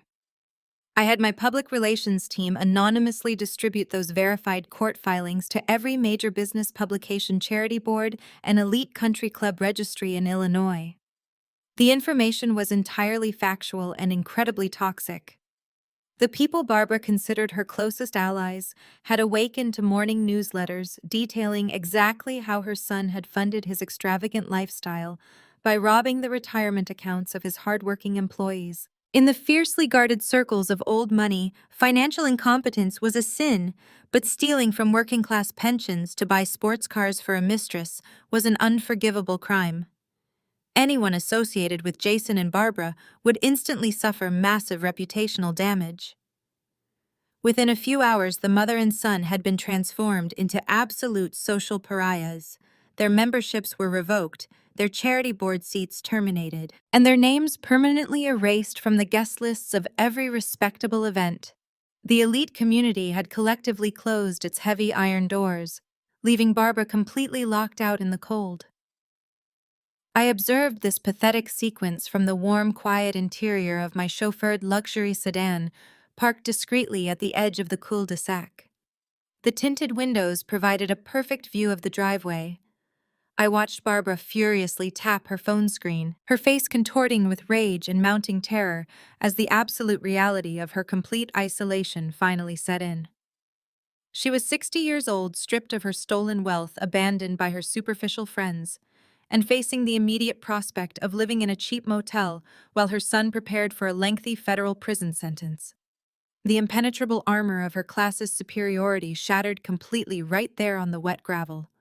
She looked up from her phone, her eyes wildly scanning the street for any sign of a rescue. That was when her gaze locked onto my vehicle. Even through the heavy rain and the dark tint of the glass, she knew exactly who was sitting inside. She recognized the sleek black sedan Donovan had arranged for me. A profound shift occurred in her posture. The woman who had spent years treating me like a disposable servant, who had instructed me to pack my bags and vacate my own home, suddenly threw her remaining dignity into the mud.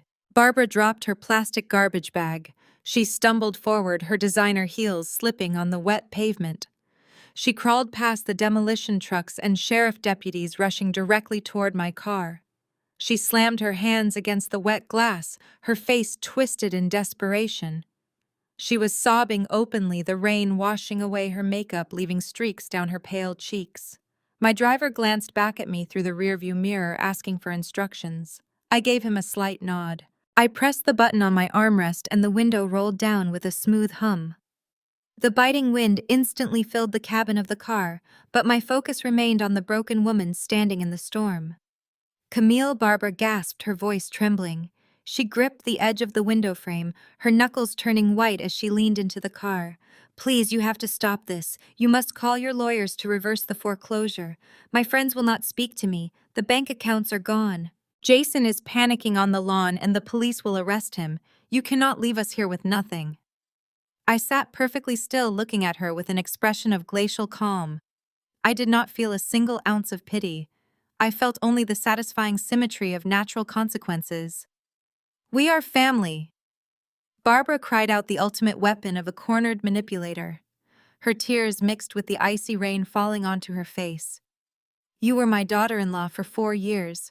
We took you into our home. We provided for you. Jason made a mistake, but you cannot destroy our lives over a lapse in judgment. We are family, Camille. You cannot do this to us. I looked at her hands gripping my window, the hands that pointed toward the end of the table at our anniversary dinner.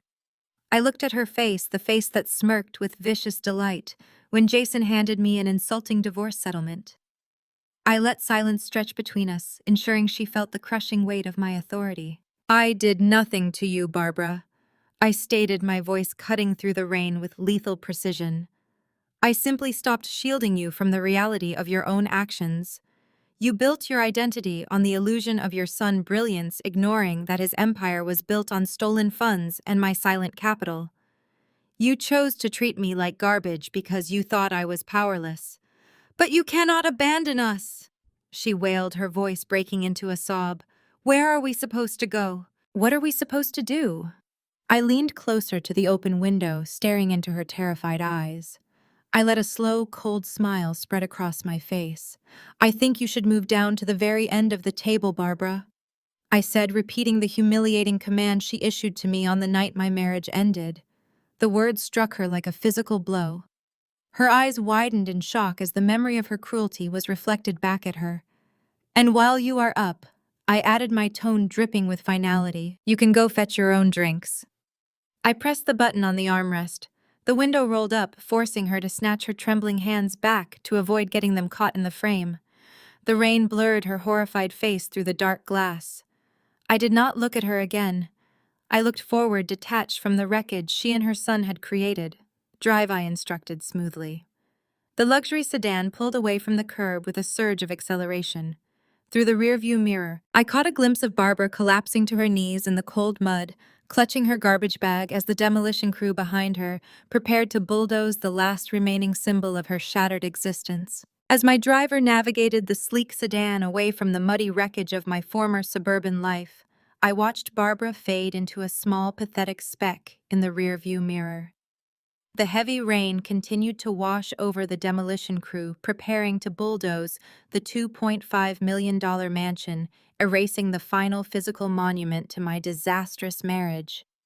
My phone vibrated in the cup holder, cutting through the quiet hum of the engine. It was an incoming secure call from Jamal. I answered immediately, knowing my brilliant brother-in-law had officially taken the operational reins at Vanguard Horizon Ventures just hours prior. His voice came through the encrypted line, carrying a sharp edge of professional urgency.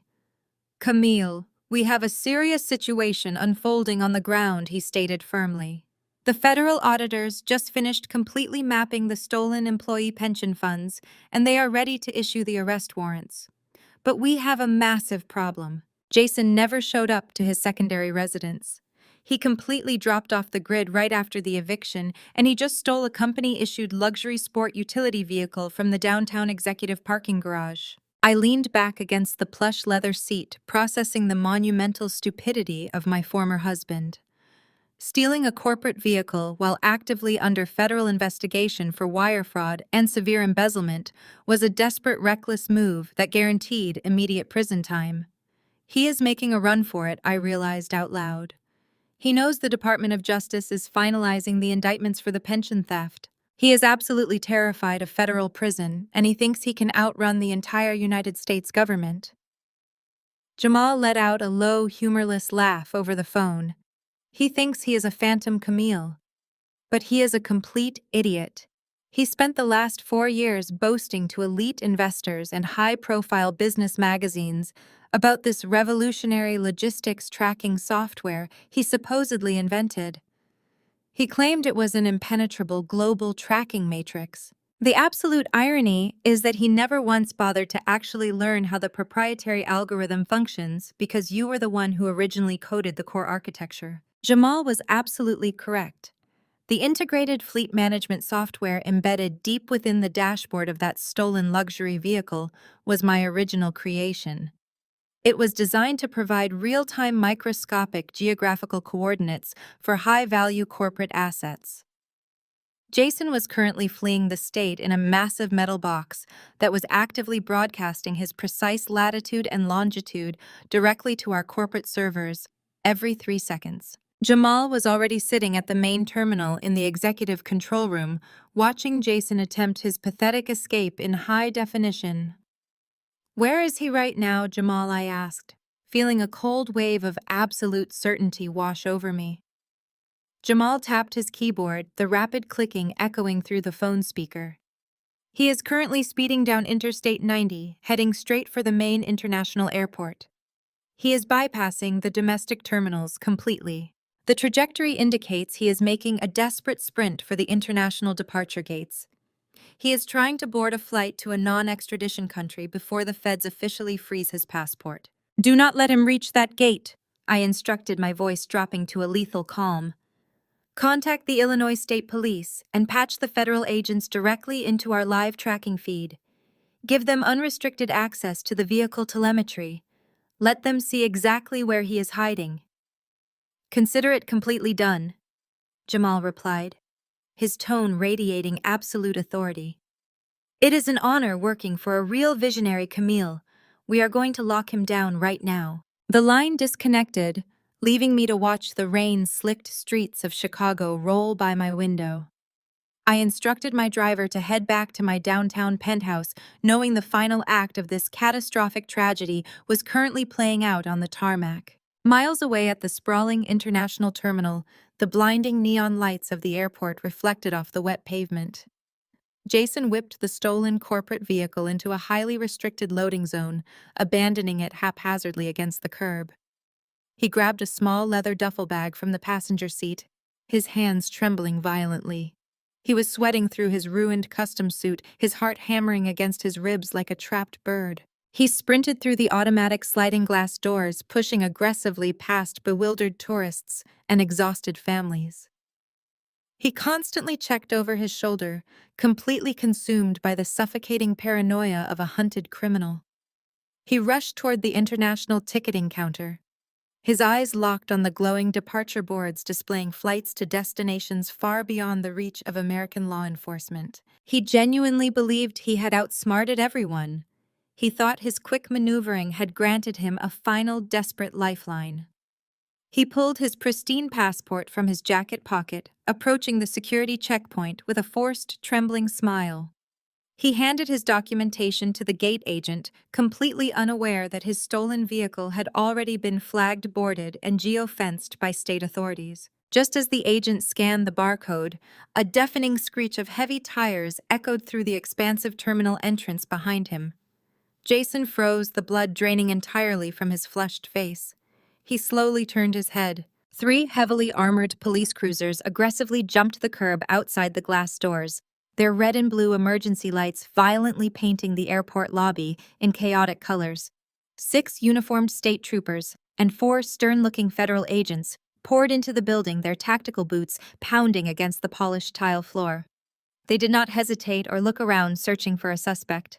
Thanks to Jamal streaming the precise tracking data directly to their dispatch, the authorities knew exactly where Jason was standing. They moved with terrifying coordinated precision, forming a tight, inescapable perimeter around the international ticketing counter. Jason dropped his leather duffel bag.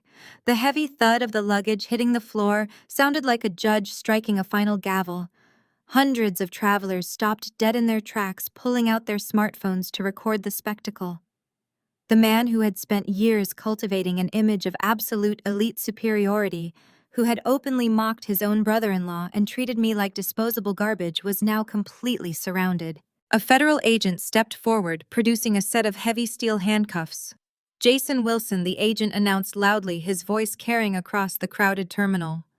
You are under arrest for severe corporate embezzlement, grand larceny, and multiple counts of federal wire fraud. You have the right to remain silent. Jason did not fight back. The sheer crushing weight of his absolute public humiliation paralyzed him completely. The officers roughly forced his arms behind his back, securing the cold steel tight against his wrists. The sharp metallic click echoed in his ears, a permanent, undeniable confirmation of his total destruction. The arrogant tech chief executive who once paraded his mistress around high society galas was unceremoniously marched through the airport lobby, flanked by armed guards, while strangers filmed his disgraceful downfall. The absolute humiliation he had so casually inflicted upon me at our anniversary dinner was finally repaid with staggering, devastating interest. 2 hours later, I was sitting on the plush velvet sofa in my high-rise penthouse, looking out over the glittering Chicago skyline. The storm had finally passed, leaving the city completely washed clean. My encrypted cell phone rested on the glass coffee table. It remained perfectly silent for a long time before suddenly vibrating violently against the glass. I glanced at the glowing screen. The caller identification displayed an incoming connection from a highly restricted holding facility at the Federal Detention Center. Jason was utilizing his single legally mandated phone call. He was not calling his aggressive defense attorney or his devastated mother. He was calling the woman he had severely underestimated. I let the phone vibrate 3 times before calmly swiping the screen to accept the connection. I lifted the device to my ear, but I did not say a single word. I simply waited, listening to the heavy, ragged breathing echoing on the other end of the line. Camille, Jason sobbed, his voice completely broken, stripped of every single ounce of unearned pride and toxic arrogance. Please tell me you are there. I need you. I am trapped in a tiny concrete holding cell. They took my shoelaces and my belt. The federal prosecutors are talking about a 20-year mandatory minimum sentence for the pension theft. I am begging you, Camille. I know I was a terrible husband. I know I made unforgivable mistakes, but I am absolutely terrified. He wept openly, hoping his pathetic tears would successfully manipulate me one last time into dropping the severe federal criminal charges. I still love you, he cried. Just please save me. I listened to his desperate pleas for exactly 5 seconds. Your 15 minutes are up, I said softly, hanging up the phone and severing our tie forever. A crisp autumn breeze swept across the sprawling balcony of my Chicago penthouse office, carrying the faint hum of the city below. Exactly 1 year had passed since the day Jason and Barbara were formally evicted from their delusions of grandeur. Standing before the floor-to-ceiling glass windows, I adjusted the cuffs of my tailored suit, taking in the panoramic view of the skyline. The gleaming towers of glass and steel stretched out toward the horizon, monuments to capital and ambition. They were no longer intimidating structures, they were the landscape of my empire. I took a slow sip of my coffee, the dark roast grounding me in the present moment, a moment entirely of my own making. The frantic, terrified woman, who had once been forced to fetch drinks at her own anniversary dinner, was a distant memory. In her place stood the undeniable architect of Vanguard Horizon Ventures, a woman who operated in the shadows but controlled the light. The past 12 months had been a masterclass in strategic restructuring and corporate evolution. The logistics company that had once served as Jason's personal piggy bank was completely unrecognizable. Following his disgraceful termination and subsequent arrest, the board of directors had unanimously voted to rebrand the entity as Horizon Logistics Solutions. But the most significant change was not the name, it was the leadership. Jamal had stepped into the role of chief executive officer with a quiet, undeniable brilliance that completely validated my faith in him. Under his meticulous guidance, the company had not only stabilized, but flourished. He dismantled the toxic corporate culture Jason had fostered, replacing it with transparent accounting, equitable employee benefits, and an aggressive, forward-thinking market strategy. The proprietary routing algorithm I had originally coded was now fully integrated and operational, revolutionizing supply chains across the Midwest. Horizon Logistics Solutions was no longer a failing liability. It was officially the crown jewel of my venture capital portfolio, generating profits that consistently exceeded our most optimistic quarterly projections. The ripple effects of Jamal's success extended far beyond the corporate boardroom. His ascension had fundamentally altered the dynamics of his own marriage. Amanda, Jason's younger sister, had spent her entire life caught in the suffocating gravitational pull of her mother's expectations, but witnessing her husband navigate the complex corporate landscape with integrity and skill had sparked something within her. She finally saw the glaring contrast between Jamal's earned respect and her brother's fabricated superiority. Empowered by Jamal's support and my quiet mentorship, Amanda had made the difficult but necessary decision to permanently sever ties with Barbara. It was a brutal, emotional severing, but it was the only way she could breathe. Free from her mother's constant toxic criticism, Amanda had launched her own boutique public relations firm. I had provided the initial seed funding through a blind trust, ensuring she had the resources to build her vision without feeling indebted. Her firm was already representing several mid-sized tech startups, and she was thriving, finally stepping out of the shadows and into her own light. While my chosen family thrived, the logical consequences of arrogance and greed had completely consumed those who had tried to destroy me. The federal justice system, armed with the undeniable evidence Donovan and I had meticulously compiled, moved with swift and brutal efficiency. Jason's high-priced defense attorneys had attempted to negotiate a plea deal, but the sheer volume of his financial crimes made leniency impossible. He was ultimately convicted of corporate embezzlement, wire fraud, and the illegal misappropriation of employee pension funds. The judge, entirely unimpressed by his fabricated tales of corporate pressure, sentenced him to 5 years in a federal penitentiary. The man who had once bragged about his tailored Italian suits and luxury sports cars was now wearing a standard-issue uniform, his entire existence reduced to a carefully monitored daily routine. He had attempted to contact me twice during his first month of incarceration, sending letters filled with desperate apologies and pathetic promises of reform.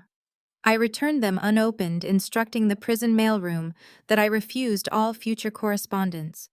His voice, his excuses, his very existence no longer held any power in my reality. Barbara's descent had been less dramatic, but arguably more agonizing. Stripped of the stolen wealth she had so arrogantly flaunted her social standing in Chicago, high society evaporated overnight. The country club memberships were revoked, the charity gala invitations ceased, and the wealthy friends she had cultivated for decades suddenly forgot her name. The brutal reality of her financial situation forced her to abandon the affluent suburbs she had worshipped. She now resided in a cramped, low-income apartment on the outskirts of the city, surviving on a meager fixed income. The sprawling mansion she had once violently defended was gone bulldozed to the ground to make way for a commercial development complex. She had nothing left to brag about, no one left to manipulate, and no audience for her toxic cruelty. The isolation she had so callously tried to enforce upon me had become her permanent, inescapable reality. She was a ghost haunting the edges of a world that had completely moved on without her. I turned away from this window, walking back toward my expansive mahogany desk. The surface was impeccably organized, holding only a sleek laptop, a crystal paperweight, and a single framed photograph. It was a picture taken just last month at a celebration dinner for Horizon Logistics' record-breaking quarter. In the photo, Jamal and Amanda were laughing genuinely, their faces relaxed and happy. I was standing between them, a quiet smile playing on my lips. It was a portrait of a family not bound by blood or obligation, but by mutual respect, shared ambition, and unyielding support. It was a stark contrast to the sterile performative family gatherings I had endured for years under Barbara's oppressive rule. Sitting down in my heavy leather chair, I allowed myself a moment of profound reflection. The journey from the dark, unfinished basement of that suburban mansion to the pinnacle of this glass tower had been arduous, painful, and deeply transformative. I had spent years believing that silence was synonymous with safety, that enduring disrespect was the price of maintaining peace. I had allowed my own brilliance to be overshadowed by a man whose only true talent was deception. But the moment Jason handed me those divorce papers expecting me to quietly accept my own erasure, he unintentionally handed me the key to my own liberation. I had learned that true power does not roar, it calculates. It does not demand attention, it quietly orchestrates the outcome. I had not sought revenge through screaming matches, public outbursts, or petty vindictiveness. I had simply stepped back and allowed the brutal, unforgiving machinery of truth and legal consequence to dismantle their fragile illusions. I had used their own boundless arrogance, their insatiable greed, and their profound underestimation of my capabilities as the very tools of their destruction. They had dug their own graves with every lie they told and every dollar they stole. I merely provided the shovel and watched as the earth collapsed around them.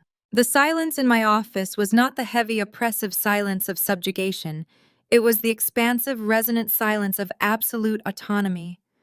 I had built an empire not out of spite, but out of an unyielding commitment to my own potential. The wealth and influence I commanded were not weapons to be used against others. They were the fortified walls protecting my independence. I had reclaimed my narrative, transforming the role of the discarded wife into the undeniable architect of my own destiny.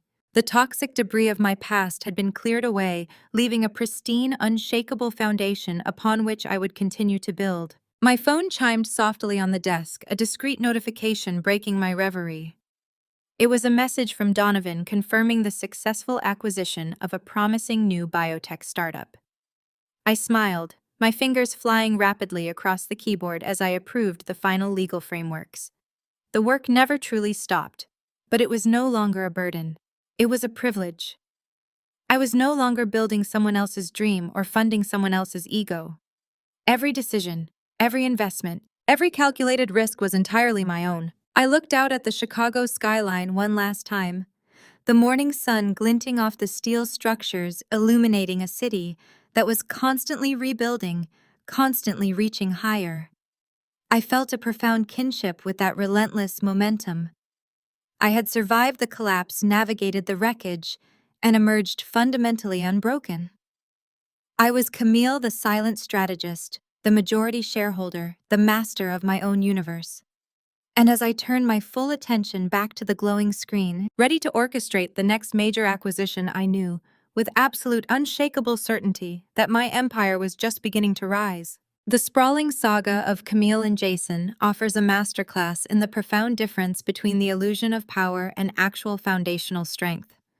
If there is one resonant lesson to extract from this narrative of corporate collapse and personal vindication, it is this: true power does not roar, it calculates.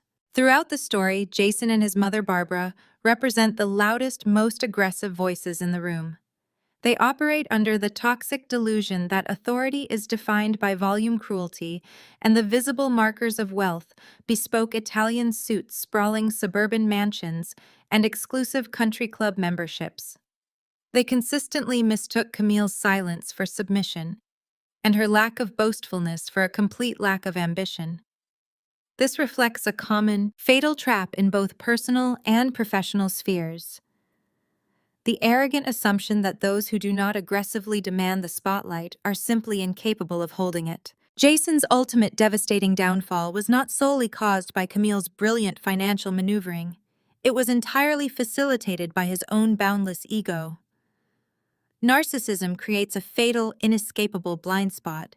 Because Jason believed himself to be untouchable and intellectually superior to everyone around him, he didn't bother to read the contracts he signed. Because he assumed Camille was merely a bored, useless housewife, he never suspected she could be the silent architect of his entire reality. His desperate need to constantly project dominance completely blinded him to the heavy anvil suspended right above his head. Conversely, Camille embodies the terrifying, unstoppable efficiency of quiet competence. When faced with blatant disrespect, infidelity, and public humiliation, her immediate reaction was not explosive, uncontrollable rage. She did not waste a single ounce of her energy trying to convince a room full of arrogant people of her intrinsic worth. Instead, she let them continue to completely underestimate her. She allowed Jason to dig his own grave using the very shovel of his massive ego. By detaching emotionally and focusing entirely on the strategic, factual reality of her situation, she maintained absolute control. The broader application of this lesson is vital for anyone navigating toxic relationships, oppressive corporate environments, or manipulative family dynamics. When dealing with individuals who gaslight, belittle, or flaunt unearned authority, the natural human instinct is often to fight back loudly. We want to scream our truth, defend our dignity, and aggressively demand the respect we deserve. However, engaging in that chaotic, emotional frequency only drains your vital energy and feeds the narcissist's desperate need for conflict and attention. The ultimate unassailable victory lies in securing your own foundation. It is about quietly building your financial, emotional, and professional independence in the shadows, entirely separate from their influence. By removing yourself from their chaotic game, you allow the natural, devastating consequences of their reckless behavior to run their inevitable course. You absolutely never have to prove your worth to those who are fundamentally committed to misunderstanding you. Take immediate ownership of your personal and financial independence today, so that no one can ever leverage your livelihood against your dignity. Let me know where you are watching from and share your own experiences with overcoming toxic arrogance in the comments below.